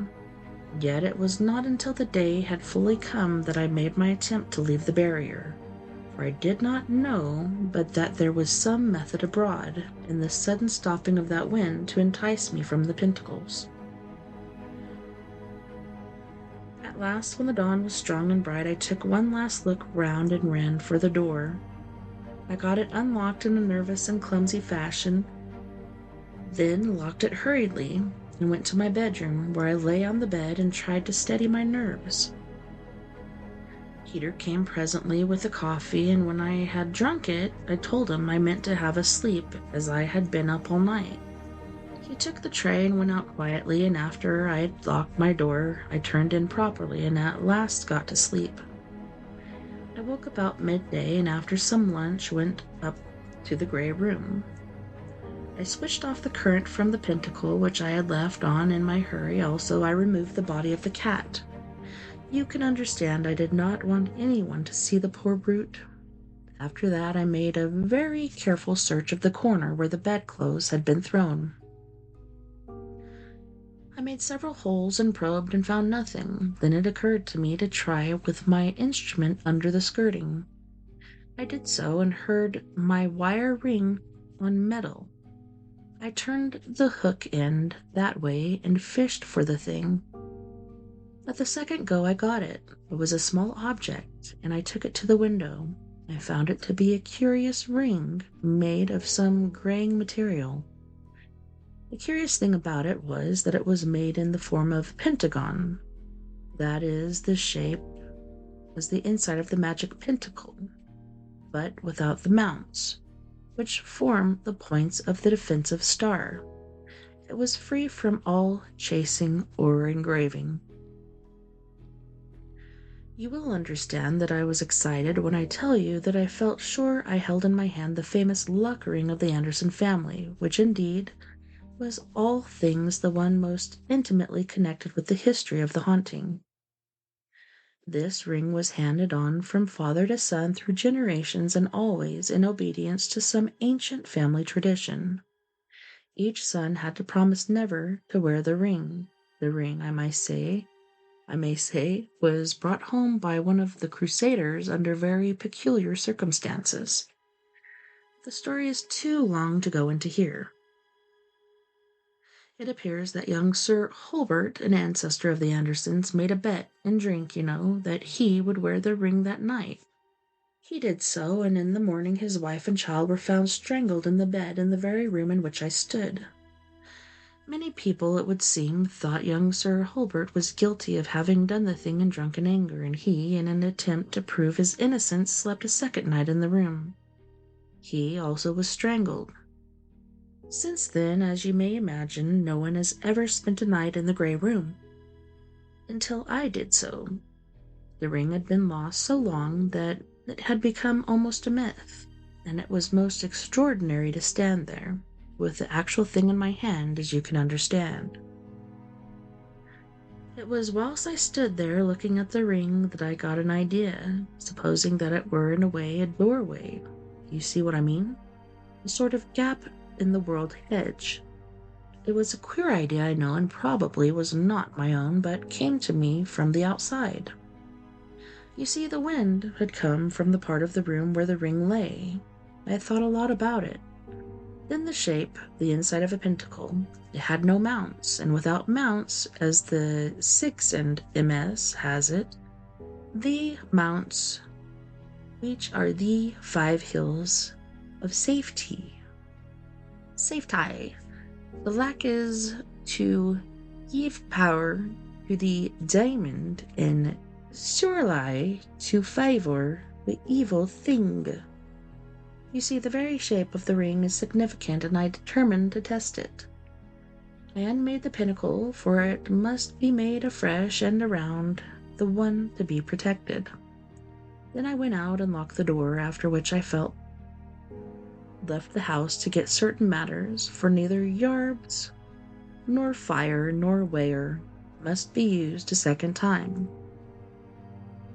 I returned about 7:30, and as soon as the things I had brought had been carried up to the Grey Room, I dismissed Peter for the night, just as I had done the evening before. When he had gone downstairs, I let myself into the room and locked and sealed the door. I went to the place in the center of the room where all the stuff had been packed, and set to work with all my speed to construct a barrier about me and the ring. I do not remember whether I explained it to you, but I had reasoned that if the ring were in any way a medium of admission, and it were enclosed with me in the electric pentacle, it would be, to express it loosely, insulated. Do you see? The force which had visible expression as a hand would have to stay beyond the barrier which separates the ab from the normal, for the gateway would be removed from accessibility. As I was saying, I worked with all my speed to get the barrier completed about me and the ring, for it was already later than I cared to be in that room unprotected. Also, I had a feeling that there would be a vast effort made that night to regain the use of the ring, for I had the strongest conviction that the ring was a necessity to materialization. You will see whether I was right. I completed the barriers in about an hour, and you can imagine something of a relief I felt when I felt the pale glare of the electric pentacle once more all about me. From then onward, for about 2 hours, I sat quietly facing the corner from which the wind came. About 11 o'clock, a queer knowledge came that something was near to me, yet nothing happened for a whole hour after that. Then suddenly I felt the cold, queer wind begin to blow upon me. My astonishment, it seemed now to come from behind me, and I whipped round with a hideous quake of fear. The wind met me in the face. It was blowing up from the floor close to me. I stared down in a sickening gaze of new frights. What on earth had I done now? The ring was there close beside me, where I had put it. Suddenly, as I stared bewildered, I was aware that there was something queer about the ring. Funny, shadowy movements and convolutions. I looked at them stupidly, and then abruptly I knew that the wind was blowing up at me from the ring.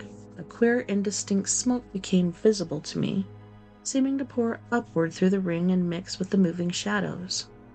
Suddenly I realized that I was in more than any mortal danger, for the convoluting shadows about the ring were taking shape, and the death hand was forming within the pentacle. My goodness, do you realize it? I had brought the gateway into the pentacles, and the brute was coming through, pouring into the material world as gas might pour out from the mouth of a pipe.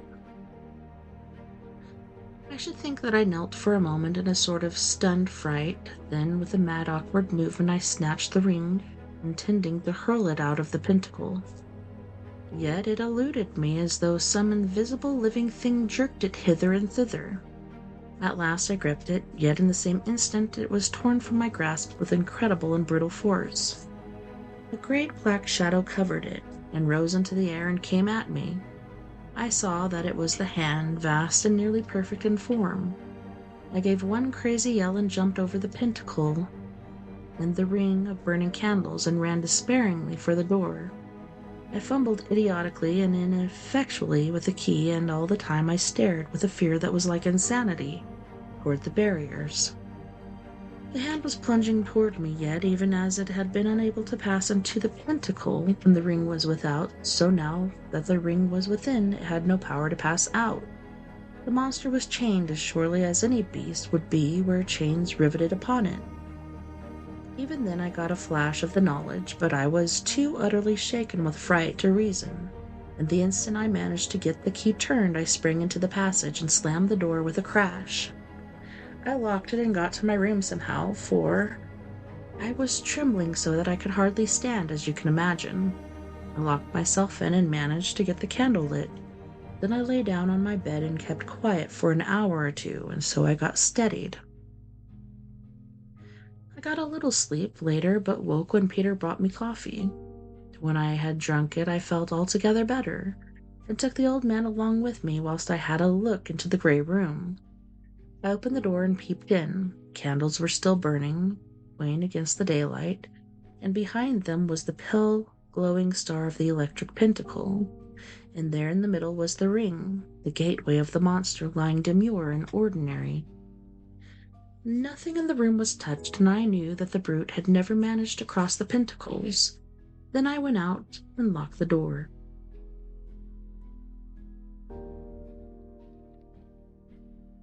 After a sleep of some hours, I left the house. I returned in the afternoon in a cab. I had with me an oxy-hydrogen jet and 2 cylinders containing the gases. I carried the things into the grey room, and there in the center of the electric pentacle I erected the little furnace. 5 minutes later, the luck ring, once the luck, but now the bane, of the Anderson family, was no more than a little solid splash of hot metal.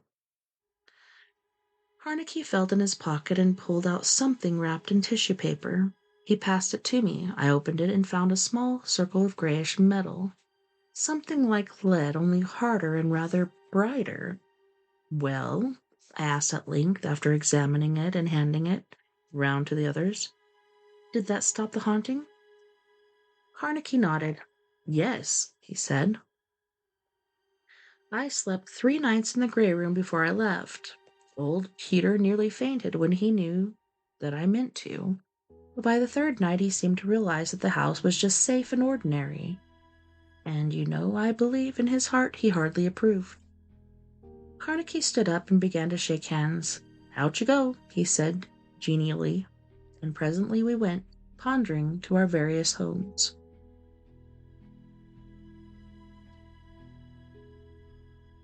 Canon Alberic's Scrapbook by M.R. James. St. Bertrand de Comminges is a decayed town on the spurs of the Pyrenees, not very far from Hull House, and still nearer to Bagneres de Lucan. It was the site of a bishopric until the Revolution, and has a cathedral which is visited by a certain number of tourists. In the spring of 1883, an Englishman arrived at this old-world place. I can hardly dignify it with the name of city, for there are not 1,000 inhabitants. He was a Cambridge man who had come specially from Hull House to see St. Bertrand's Church, and had left 2 friends who were less keen archaeologists than himself in their hotel at Toll House, under promise to join him on the following morning. Half an hour at the church would satisfy them, and all 3 could then pursue their journey in the direction of Ott. But our Englishman had come early on the day in question and proposed to himself to fill a notebook and to use several dozens of plates in the process of describing the photographing every corner of the wonderful church that dominates the little hill of Minges. In order to carry out this design satisfactorily, it was necessary to monopolize the verger of the church for the day. The verger, or sacristan, I prefer the latter appellation, inaccurate as it may be, was accordingly sent for by the somewhat brusque lady who keeps the inn of the Chapeau Rouge, and when he came, the Englishman found him an unexpectedly interesting object of study. It was not the personal appearance of the little dry, wizened old man that the interest lay, for he was precisely like dozens of other church guardians in France, but in a curious, furtive, or rather hunted and pressed air which he had. He was perpetually half glancing behind him. The muscles of his back and shoulders seemed to be hunched in a continual nervous contraction, as if he were expecting every moment to find himself in the clutch of an enemy. The Englishman hardly knew whether to put him down as a man haunted by a fixed illusion, or as one oppressed by a guilty conscience, or as an unbearably henpecked husband.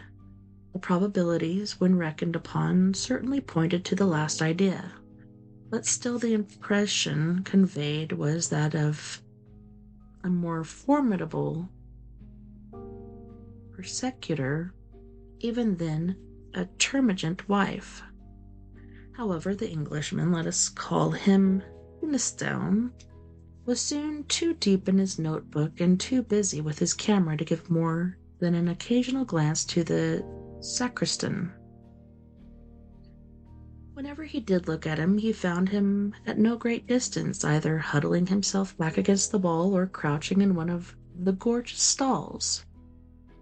Dinestone became rather fidgety after a time, mingled suspicions that he was keeping the old man from his déjeuner, that he was regarded as likely to make away with Saint Bertrand's ivory crozier, or with the dusty stuffed crocodile that hangs over the font, began to torment him.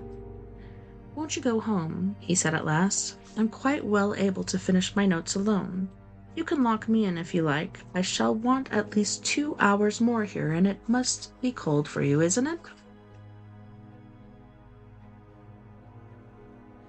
"Good heavens," said the little man, whom the suggestion seemed to throw into a state of unaccountable terror. "Such a thing cannot be thought of for a moment. Leave monsieur alone in the church? No, no. 2 hours, 3 hours, all will be the same to me. I have breakfasted. I am not at all cold, with many thanks to monsieur." "Very well, my little man," quoth Dinestone to himself. "You have been warned, and you must take the consequences." Before the expiration of the 2 hours, the stalls, the enormous dilapidated organ, the choir screen of Bishop John de Melion, the remnants of glass and tapestry, and the objects in the treasure chamber had been well and truly examined. The sacristan still keeping at Dinestone's heels, and every now and then whipping round as if he had been stung, when one or other of the strange noises that trouble a large empty building fell on his ear. Curious noises they were sometimes. Once Dinestone said to me, I have sworn I heard a thin metallic voice laughing high up in the tower. I darted an inquiring glance at my sacristan. He was white to the lips. "It is he, that is, it is no one. Door is locked," was all he said, and we looked at each other for a full minute. Another little incident puzzled Dinestone. a good deal. He was examining a large dark picture that hangs behind the altar, one of a series illustrating the miracles of Saint Bertrand. The composition of the picture is well nigh indecipherable, but there is a Latin legend below which runs thus: Qualiter es Bertrandus liber ravit hominem quum diabolus diu volabat strangulare. How Saint Bertrand delivered a man whom the devil long sought to strangle. Ernestine was turning to the sacristan with a smile and a jocular remark of some sort on his lips, but he was confounded to see the old man on his knees, gazing at the picture with the eye of a suppliant in agony, his hands tightly clasped, and a rain of tears on his cheeks.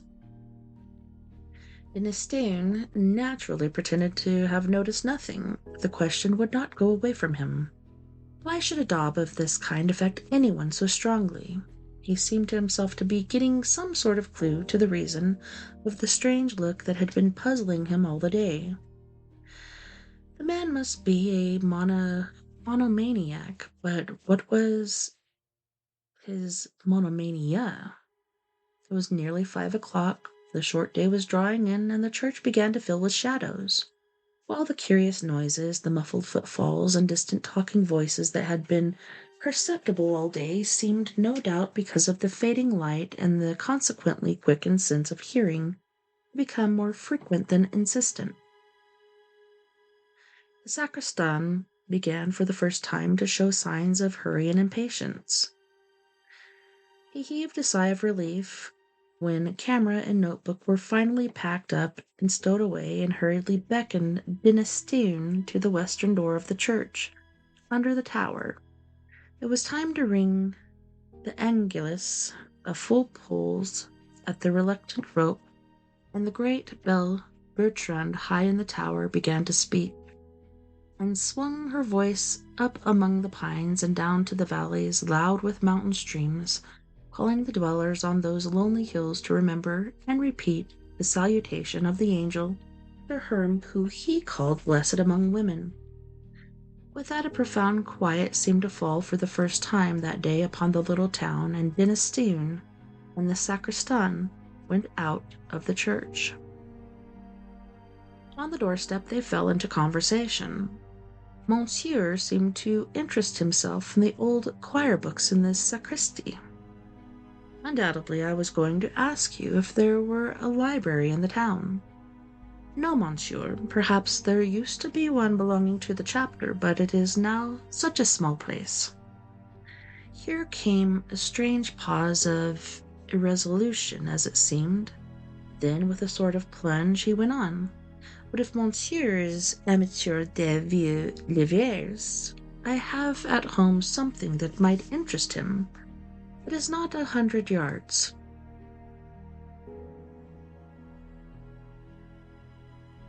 At once all Ernestine's cherished dreams of finding priceless manuscripts in untrodden corners of France flashed up, to die down again the next moment.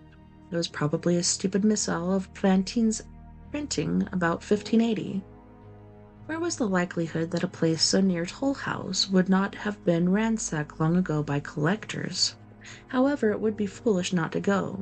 He would reproach himself forever after he refused, so they set off. On the way, the curious irresolution and sudden determination of the sacristan recurred to Ernestine, and he wondered in a shamefaced way whether he was being decoyed into some purlieu to be made away with as a supposed rich Englishman. He contrived, therefore, to begin talking with his guide, and to drag in a rather clumsy fashion, the fact that he expected 2 friends to join him early the next morning. His surprise, the announcement seemed to relieve the sacristan at once of some of the anxiety that oppressed him. "That is well," he said quite brightly. "That is very well. Monsieur will travel in company with his friends. They will be always near him. It is a good thing to travel thus in company sometimes." The last word appeared to be added as an afterthought, and to bring with it a relapse into gloom for the poor little man. They were soon at the house, which was one rather larger than its neighbors, stone-built, with a shield carved over the door, the shield of Alberic de Melion, a collateral descendant, Dinestune tells me, of Bishop John de Melion. This Alberic was a canon of Comminges from 1680 to 1701. The upper windows of the mansion were boarded up. The whole place bore, as does the rest of Comminges, the aspect of decaying age. Arrived on his doorstep, the sacristan paused a moment. "Perhaps," he said, "perhaps after all, monsieur has not the time." "Not at all, lots of time, nothing to do till tomorrow. Let us see what it is you have got." All right, on that note, boys and girls, we are going to go to our second music break.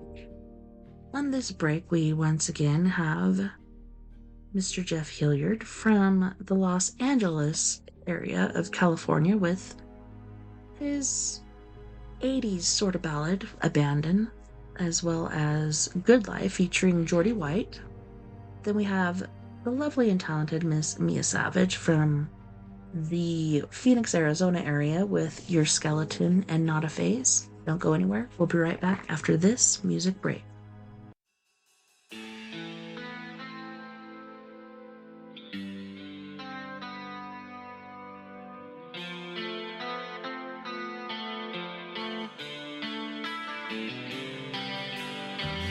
Left here alone, just a shadow of my erection on the wall.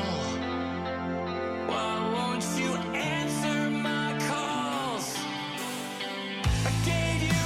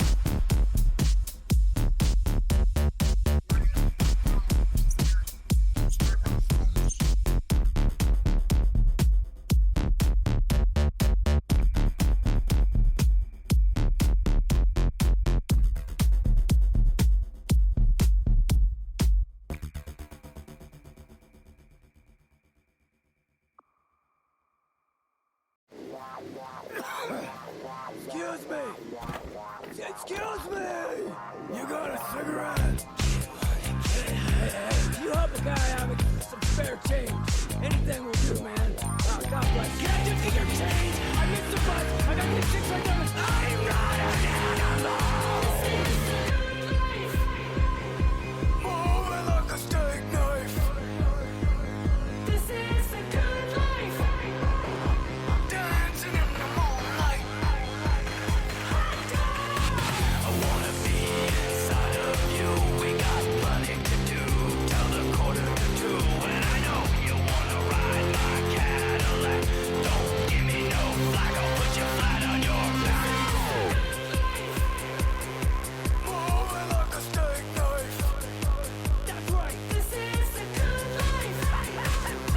Dancing in the moonlight.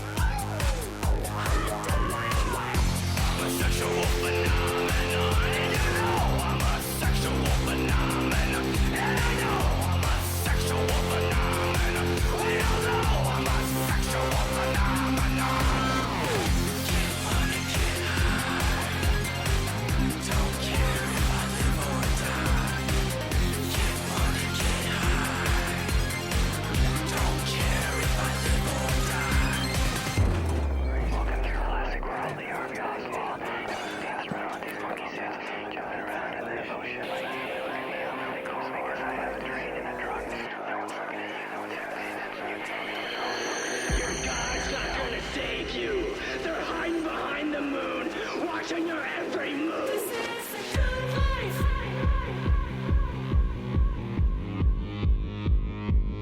This is the good life.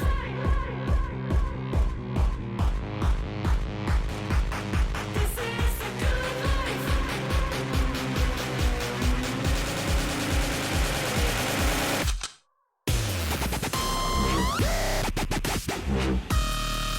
Get money. Get money. Get high. Get money. Get high.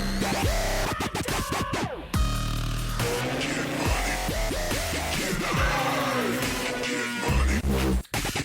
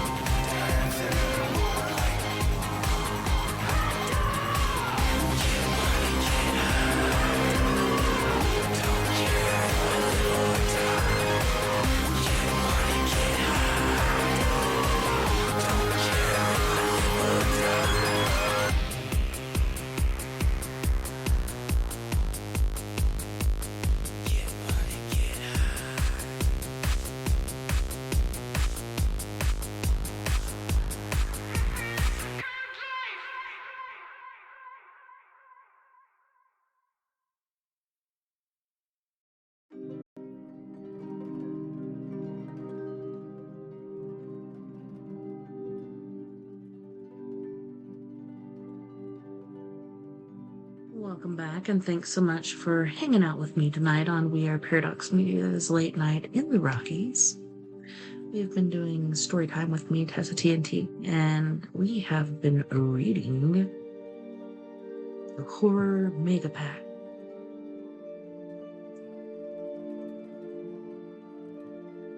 Oops. Shoot.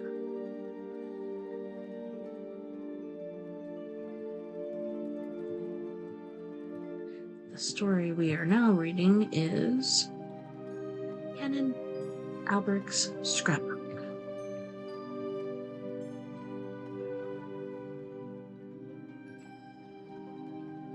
Oops. Sorry, guys. The door was open at this point, and a face looked out, a face far younger than the sacristan's, but bearing something of the same distressing look. Only here it seemed to be the mark, not so much of fear for personal safety as of acute anxiety on behalf of another. Plainly, the owner of the face was the sacristan's daughter, and but for the expression I have described, she was a handsome girl enough. She brightened up considerably on seeing her father accompanied by an able-bodied stranger. A few remarks passed between father and daughter, of which Dennis Stoon only caught these words, said by the sacristan. He was laughing in the church, words which were answered only by a look of terror from the girl. another minute, they were in the sitting room of the house, a small high chamber with a stone floor full of moving shadows cast by a wood fire that flickered on a great hearth. Something of the character of an oratory was imparted to it by a tall crucifix which reached almost to the ceiling on one side. The figure was painted of a natural colors. The cross was black. Under this stood a chest of some age and solidity, and when a lamp had been brought, the chairs set. The sacristan went to this chest and produced therefrom, with growing excitement and nervousness, as Denistune thought, a large book, wrapped in a white cloth, on which cloth a cross was rudely embroidered in red thread.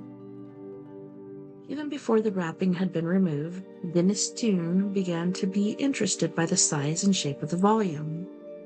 Too large for a missal, he thought, and not the shape of an antiphonor.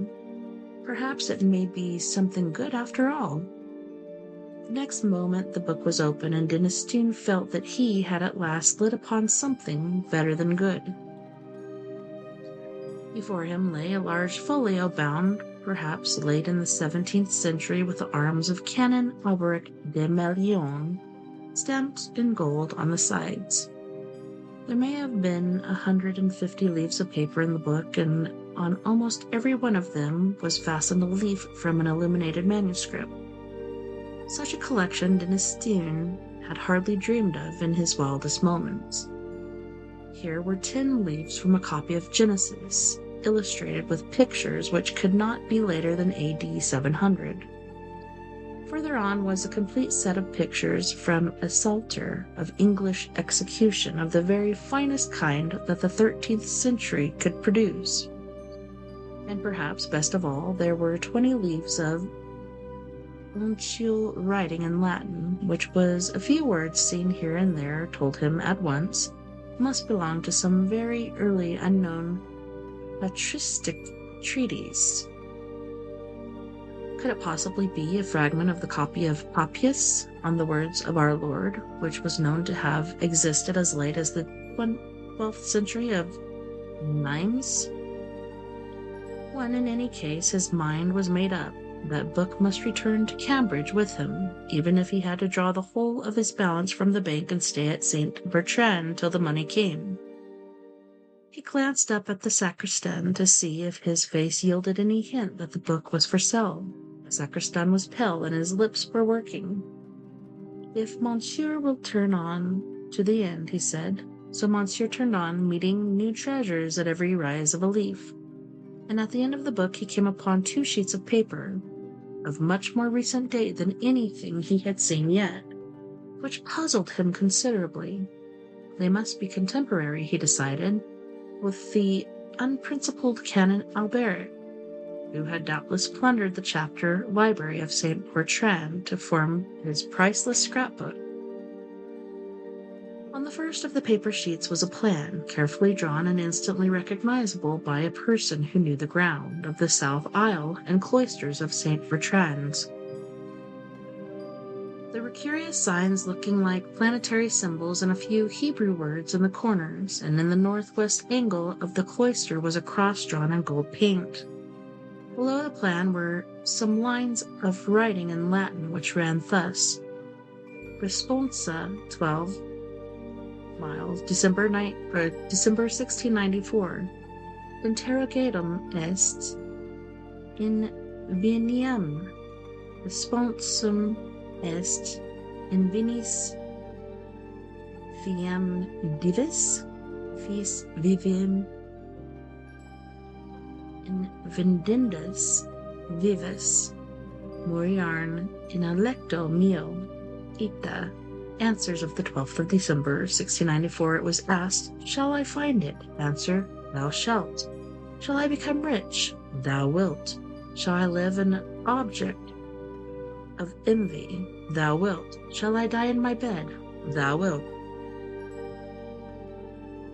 A good specimen of the treasure hunter's record quite reminds one of Mr. Minor Canon Quatremain in Old St. Paul's, was Denistune's comment, and he turned the leaf. What he then saw impressed him, as he has often told me, more than he could have conceived any drawing or picture capable of impressing him. And though the drawing he saw is no longer in existence, there is a photograph of it, which I possess, which fully bears out that statement. The picture in question was a sepia drawing at the end of the 17th century, representing, one would say at first sight, biblical scene. For the architecture, the picture represented an interior, and the figures had that semi-classical flavor about them which the artists of 200 years ago thought appropriate to illustrations of the Bible. On the right was a king on his throne, the throne elevated on 12 steps, a canopy overhead, soldiers on either side, evidently King Solomon. He was bending forward with outstretched scepter, in attitude of command. His face expressed horror and disgust, yet there was in it also the mark of imperious command and confident power. The left half of the picture was the strangest, however, the interest plainly centered there. On the pavement before the throne were grouped 4 soldiers surrounding a crouching figure which must be described in a moment. A 5th soldier lay dead on the pavement, his neck distorted and his eyeballs starting from his head. The 4 surrounding guards were looking at the king. In their faces the sentiment of horror was intensified. They seemed in fact only restrained from flight by their implicit trust in their master. All this terror was plainly excited by the being that crouched in their midst. I entirely despair of conveying by any words the impression which this figure makes upon anyone who looks at it.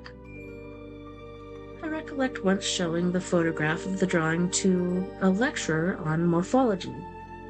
A person of, I was going to say, abnormally sane and unimaginative habits of mind. He absolutely refused to be alone for the rest of the evening, and he told me afterwards that for many nights he had not dared to put out his light before going to sleep. However, the main traits of the figure I can at least indicate. At first you saw only a mass of coarse, matted black hair. Presently it was seen that this conveyed a body of fearful thinness, almost a skeleton, but with the muscles standing out like wires.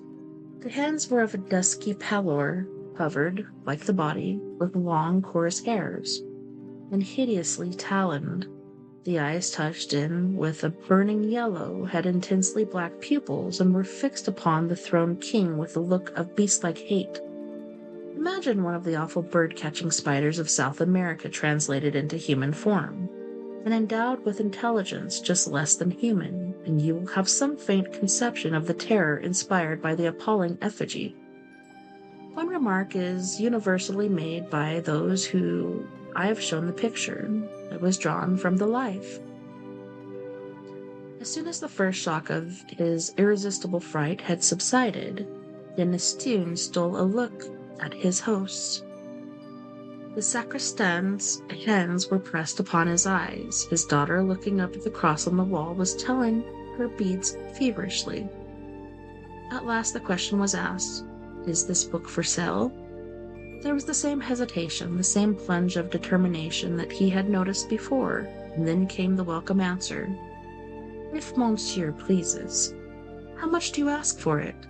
"I will take 250 francs. This was confounding.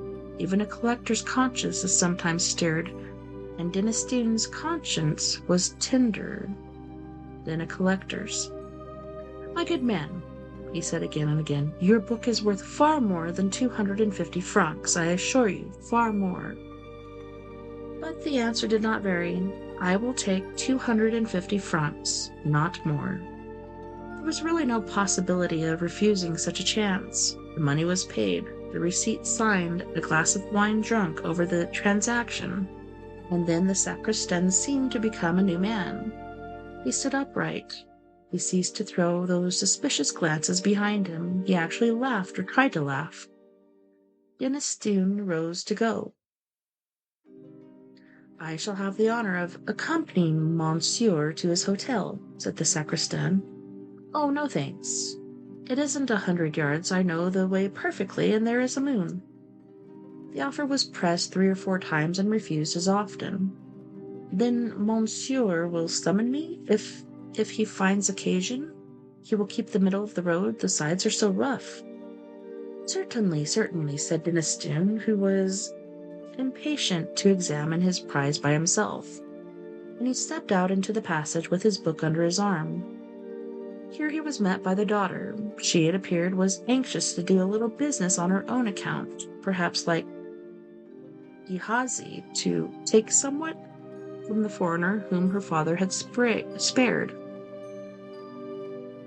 A silver crucifix and chain for the neck, monsieur, would perhaps be good enough to accept it?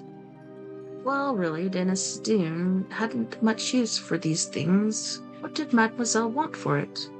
Nothing. Nothing in the world. Monsieur is more than welcome to it. The tone in which this and much more was said was unmistakably genuine, so that Denistune was reduced to profuse thanks, and submitted to have the chain put round his neck. It really seemed as if he had rendered the father and daughter some service which they hardly knew how to repay.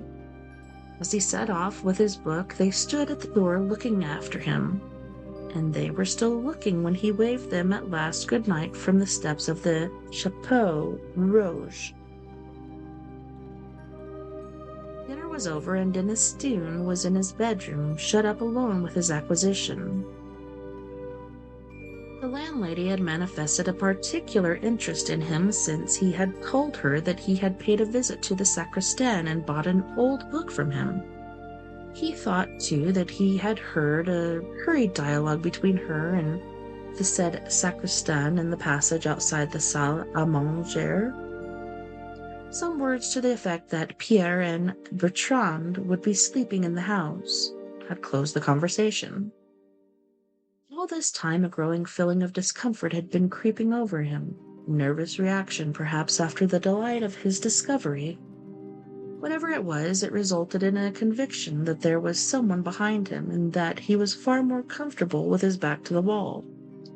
All this, of course, weighed light in the balance as against the obvious value of the collection he had acquired. And now, as I said, he was alone in his bedroom, taking stock of Canon Alberic's treasures, in which every moment revealed something more charming. Bless Canon Alberic, said Denistune, who had an inveterate habit of talking to himself. I wonder where he is now. Dear me, I wish that landlady would learn to laugh in a more cheering manner. It makes one feel as if there was someone dead in the house. Half a pipe more, did you say? I think perhaps you are right. I wonder what that crucifix is that the young woman insisted on giving me. Last century, I suppose. Yes, probably. It is rather a nuisance of a thing to have round one's neck. Just too heavy. Most likely her father has been wearing it for years. I think I might give it a clean-up before I put it away. He had taken the crucifix off and laid it on the table, when his attention was caught by an object lying on the red cloth just by his left elbow. 2 or 3 ideas of what it might be flitted through his brain with their own incalculable quickness. A pen wiper? No, no such thing in the house. A rat? No, too black. A large spider? I trust to goodness not. No. Good God! Hand like the hand in that picture? In another infinitesimal flash he had taken it in. Pale dusky skin, covering nothing but bones and tendons of appalling strength. Coarse black hairs, longer than ever, grew on a human hand. Nails rising from the ends of the fingers and curving sharply down and forward. Gray, horny, and wrinkled. He flew out of his chair with deadly, inconceivable terror clutching at his heart. The shape, whose left hand rested on the table, was rising to a standing posture behind his seat, its right hand crooked above his scalp. There was black and tattered drapery about it. The coarse hair covered it as in the drawing. The lower jaw was thin. What can I call it? Shallow, like a beast's. Teeth showed behind the black lips. There was no nose. The eyes of a fiery yellow, against which the pupils showed black and intense. and the exulting hate and thirst to destroy life which shone there were the most horrifying features in the whole vision. There was intelligence of a kind in them, intelligence beyond that of a beast, below that of a man. The feelings which his horror stirred in Dinestune were the intensest physical fear and the most profound mental loathing. What did he do? What could he do? He has never been quite certain what words he said, but he knows that he spoke, that he grasped blindly at the silver crucifix, that he was conscious of a movement towards him on the part of the demon, and that he screamed with the voice of an animal in hideous pain. Pierre and Bertrand, the two sturdy little serving men who rushed in, saw nothing but felt themselves thrust aside by something that passed out between them, and found Dinestune in a swoon. They sat up with him that night, and his two friends were at St. Bertrand by 9 o'clock next morning. He himself, though still shaken and nervous, was almost himself by that time, and his story found credence with them, though not until they had seen the drawing and talked with the sacristan. Almost at dawn the little man had come to the inn on some pretense, and had listened with the deepest interest to the story retailed by the landlady. He showed no surprise. "It is he! It is he! I have seen him myself," was his only comment, and to all questionings but one reply was vouchsafed. "Deux fois je l'ai vu, mille fois je l'ai senti." He would tell them nothing of the provenance of the book, nor any details of his experiences. "I shall soon sleep, and my rest will be sweet. Why should you trouble me?" he said. We shall never know what he or Canon Alberic de Malion suffered. At the back of that fateful drawing were some lines of writing which may be supposed to throw light on the situation. Contradictio Solomonis cum Dominio Nocturno Albericus de Malion delinavit ved Deus in aditorium pis. We habitat Sanct Bertrand Dominium effugatur intercede pro me meserimo primum vidi noct 12 mile, December 1694. Videbo molt autumnum Pacau et passa sum flora abac passaris, December 29, 1701. I have never quite understood what was Dinestune's view of the events I have narrated, but quoted to me once a text from Ecclesiasticus. "Some spirits there be that are created for vengeance, and in their fury lay on sore strokes." On another occasion he said, "Isaiah was a very sensible man. Doesn't he say something about night monsters living in the ruins of Babylon? These things are rather beyond us at present." Another confidence of his impressed me rather, and I sympathized with it. We had been last year to Comminges to see Canon Alberic's tomb. It is a great marble erection with an effigy of the canon in a large wig and soutane, an elaborate eulogy of his learning below. I saw Dinestune talking for some time with the vicar of St. Bertrand's, and as we drove away he said to me, "I hope it isn't wrong. You know, I am a Presbyterian, but I believe there will be saying of Mass and singing of dirges for Alberic de Million's rest."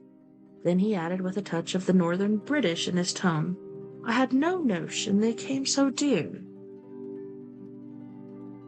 The book is in the Wentworth collection at Cambridge. The drawing was photographed and then burnt by Dinestune on the day when he left Comminges on the occasion of his first visit. 1. We now know that these leaves did contain a considerable fragment of that work, if not of that actual copy of it. 2. He died that summer, his daughter married and settled at St. Papau. She never understood the circumstances of her father's obsession. 3. i.e., the dispute of Solomon with the demon of the night. drawn by Alberic de Mouillon. Versicle, O Lord, make haste to help me. Psalm, Whoso dwelleth exii. Saint Bertrand, who puttest devils to flight, pray for me most unhappy. I saw it first on the night of December 12th, 1694. Soon I shall see it for the first time. I have sinned and suffered and have more to suffer yet. December 29th, 1701. The Gallia Christiana gives the date of the canon's death as December 31st, 1701, in bed of a sudden seizure. Details of this kind are not common in the great work of the Samarthani.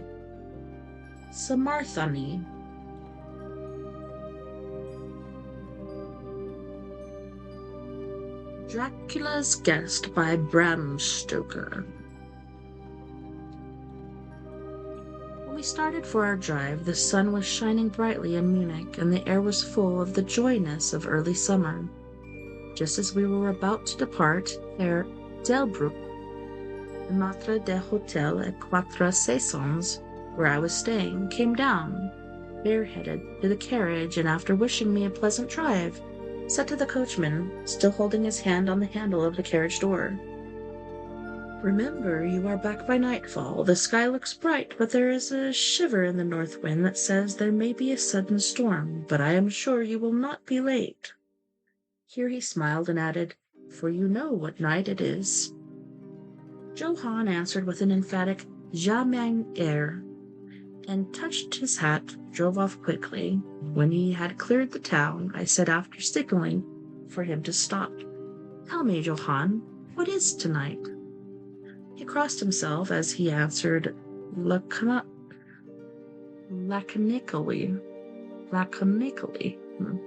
"Well, Parkus Nacht."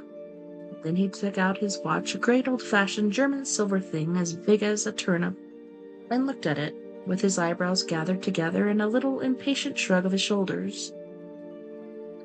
I realized that this was his way of respectfully protesting against the unnecessary delay and sank back in the carriage, merely motioning him to proceed.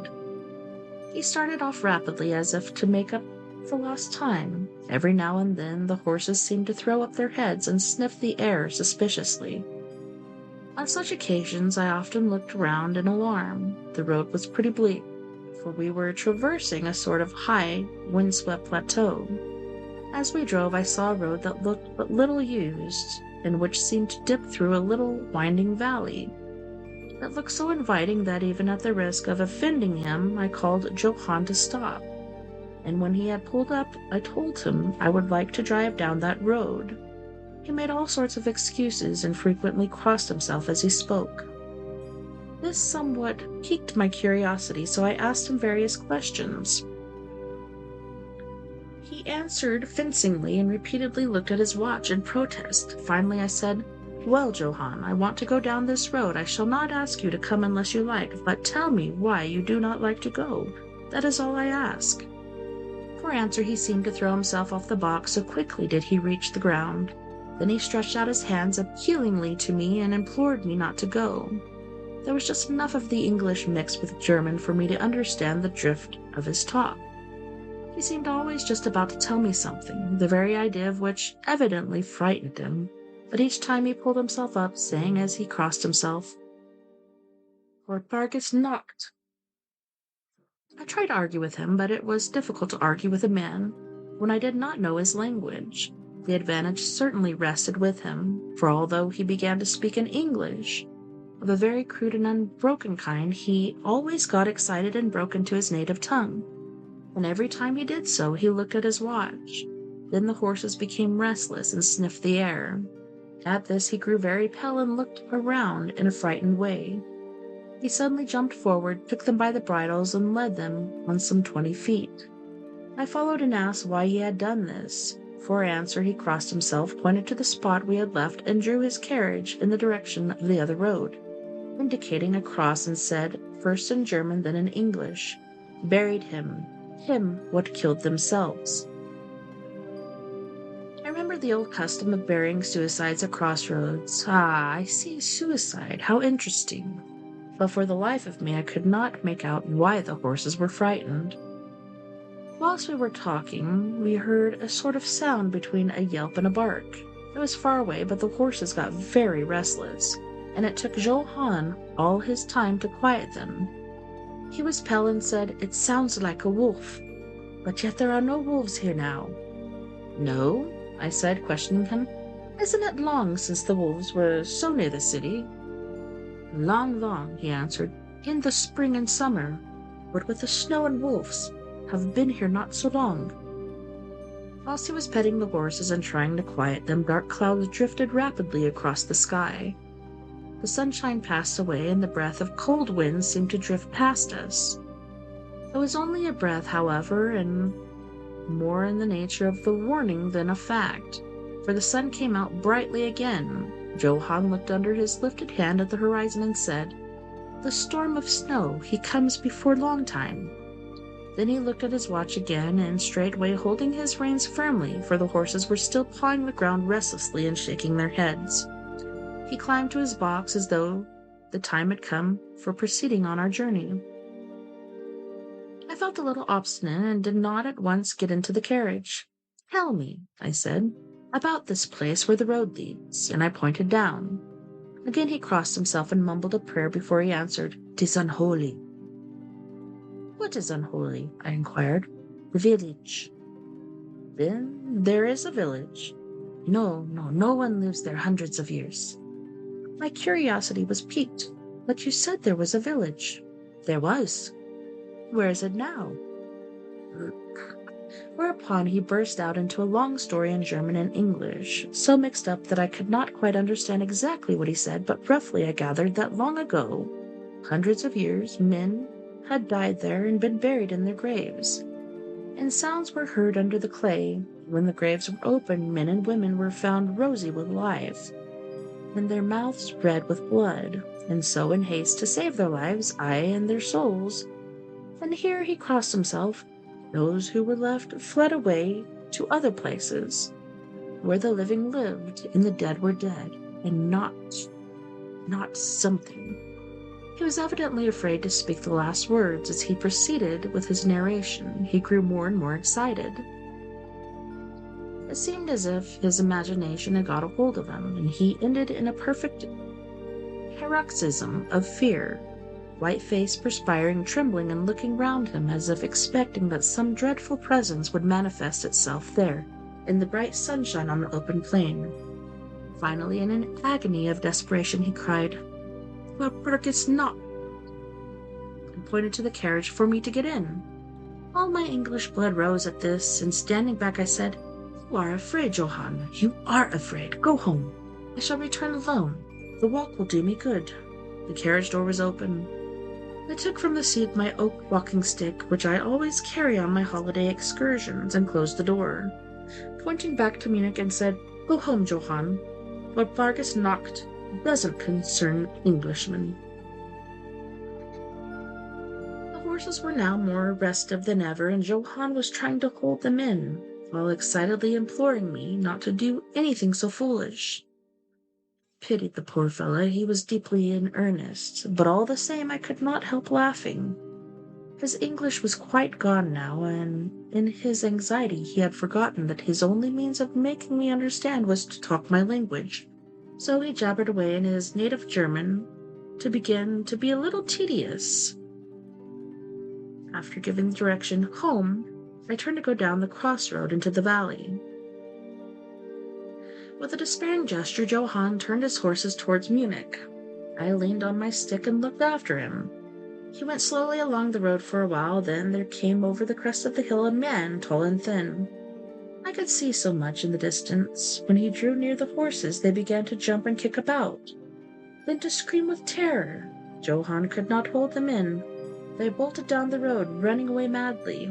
I watched them out of sight, then looking for the stranger, but I found that he, too, was gone.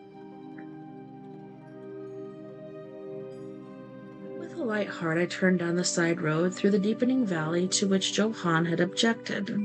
There was not the slightest reason that I could see for his objection, and I dare say I tramped for a couple of hours without thinking of time or distance.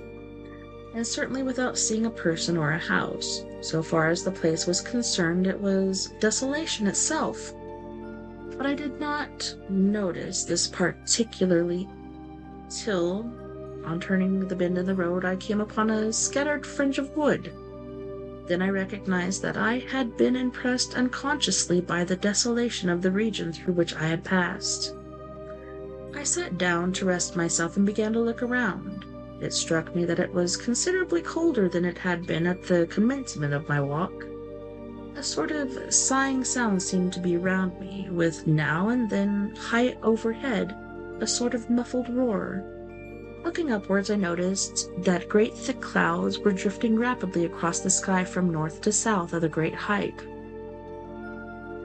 There were signs of coming storm in some lofty stratum of the air. I was a little chilly, and thinking that it was the sitting still after the exercise of walking, I resumed my journey. The ground I passed over was now much more picturesque. There were no striking objects that the eye might single out, but in all there was a charm of beauty. I took little heed of time, and it was only when the deepened twilight forced itself upon me that I began to think of how I should find my way home. The brightness of the day had gone, the air was cold, and the drifting of clouds high overhead was more marked. They were accompanied by a sort of faraway rushing sound, through which seemed to come at intervals that mysterious cry which the driver had said came from a wolf.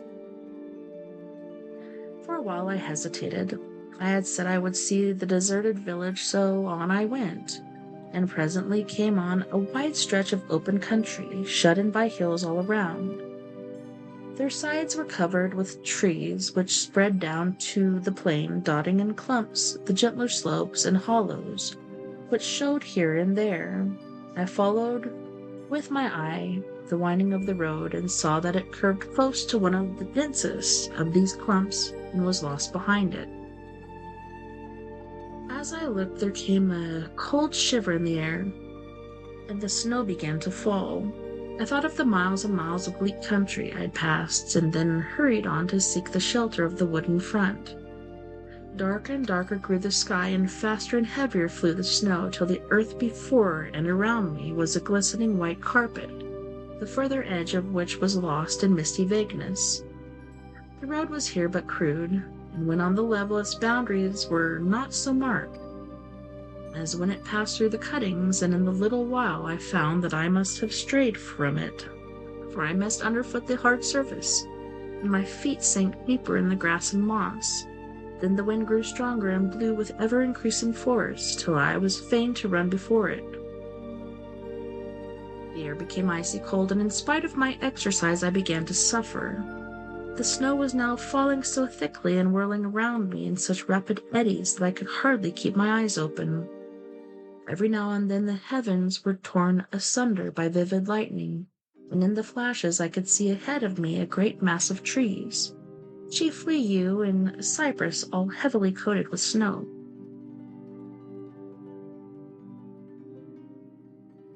I was soon amongst the shelter of the trees, and there in the comparative silence I could hear the rush of the wind high overhead. Presently the blackness of the storm had become merged in the darkness of the night. By and by the storm seemed to be passing away. It now only came in fierce puffs or blasts. At such moments the weird sound of the wolf appeared to be echoed by many similar sounds around me.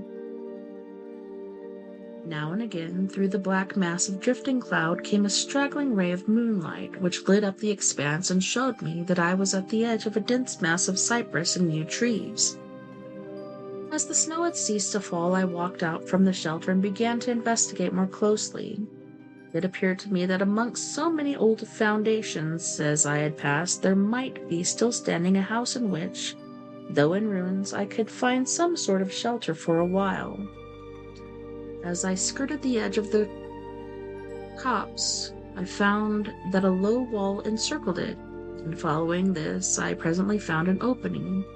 Here the cypresses formed an alley leading up to the square mass of some kind of building. Just as I caught sight of this, however, the drifting clouds obscured the moon, and I passed up the path in darkness. The wind must have grown colder, for I felt myself shiver as I walked, but there was hope of shelter, and I groped my way blindly on. I stopped, for there was a sudden stillness. The storm had passed, and perhaps in sympathy with nature's silence, my heart seemed to cease to beat. But this was only momentarily, for suddenly the moonlight broke through the clouds, showing me that I was in a graveyard, and that the square object before me was a great massive tomb of marble, as white as the snow that lay on and all around it. With the moonlight there came a fierce sigh of the storm, which appeared to resume its course with a long, low howl, as of many dogs or wolves. I was awed and shocked, and felt the cold perceptibly grow upon me, till it seemed to grip me by the heart. Then, while the flood of moonlight still fell on the marble tomb, the storm gave further evidence of renewing, as though it was returning on its track. Impelled by some sort of fascination, I approached the sepulchre to see what it was, and why such a thing stood alone in such a place. I walked around it and read over the Doric door, in German, Countess Dolingen of Graz, in Styria, sought and found death, 1801. On the top of the tomb, seemingly driven through the solid marble, for the structure was composed of a few vast blocks of stone, was a great iron spike or stake. On going to the back, I saw graven in great Russian letters, "The dead travel fast." There was something so weird and uncanny about the whole thing that it gave me a turn and made me feel quite faint. I began to wish for the first time that I had taken Johann's advice. Here a thought struck me, which came under almost mysterious circumstances and with a terrible shock. This was Bargus night. Bargus night, when, according to the belief of millions of people, the devil was abroad, when the graves were opened and the dead came forth and walked, when all evil things of earth and air and water held revel. This very place the driver had specially shunned. This was the depopulated village of centuries ago. This was where the suicide lay, and this was the place where I was alone, unmanned, shivering with cold in a shroud of snow, with a wild storm gathering again upon me. It took all my philosophy, all the religion I had been taught, all my courage not to collapse in a paroxysm of fright. And now a perfect tornado burst upon me. The ground shook as though thousands of horses thundered across it, and this time the storm bore on its icy wings not snow, but great hailstones, which drove with such violence that they might have come from the thongs of Balearic slingers. Hailstones that beat down leaf and branch, and made the shelter of the cypresses of no more avail than though their stems were standing corn. At the first I had rushed to the nearest tree, but I was soon fain to leave it and seek the only spot that seemed to afford refuge, the deep Doric doorway of the marble tomb. There, crouching against the massive bronze door, I gained a certain amount of protection from the beating of the hailstones, for now they only drove against me as they ricocheted from the ground and the side of the marble. As I leaned against the door, it moved slightly and opened inwards. The shelter of even a tomb was welcome in that pitiless tempest, and I was about to enter it when there came a flash of forked lightning that lit up the whole expanse of the heavens. In the instant, as I am a living man, I saw, as my eyes were turned into the darkness of the tomb, a beautiful woman, with rounded cheeks and red lips, seemingly sleeping on a bier. As the thunder broke overhead, I was grasping as by hand of the giant and hurled out into the storm. The whole thing was so sudden that before I could realize the shock, moral as well as physical, I found the hailstones beating me down. At the same time, I had a strange, dominating feeling that I was not alone. I looked towards the tomb. Just then there came another blinding flash, which seemed to strike the iron stake and surmounted the tomb and to pour through the earth, blasting and crumbling the marble as in the burst of flame. The dead woman rose for a moment of agony while she was lapped in the flame, and her bitter scream of pain was drowned in thunder crash. The last thing I heard was this mingling of dreadful sound, as again I was seized in the giant grasp and dragged away, while the hailstones beat on me, and the air around seemed reverberant with the howling of wolves. The last sight that I remembered was a vague white moving mass, as if all the graves around me had sent out the phantoms of their sheeted dead, and that they were closing in on me through the white cloudiness of the driving hill.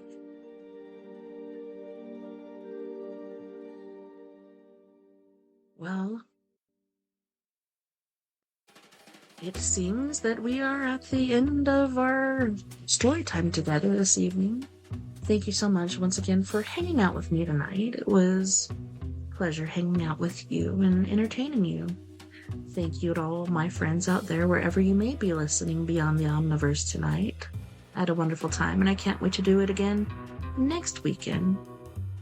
Don't forget, we are all in this together. Together we can make the world a little better, and together, my friends, we are Paradox Media, because without you, there is no us.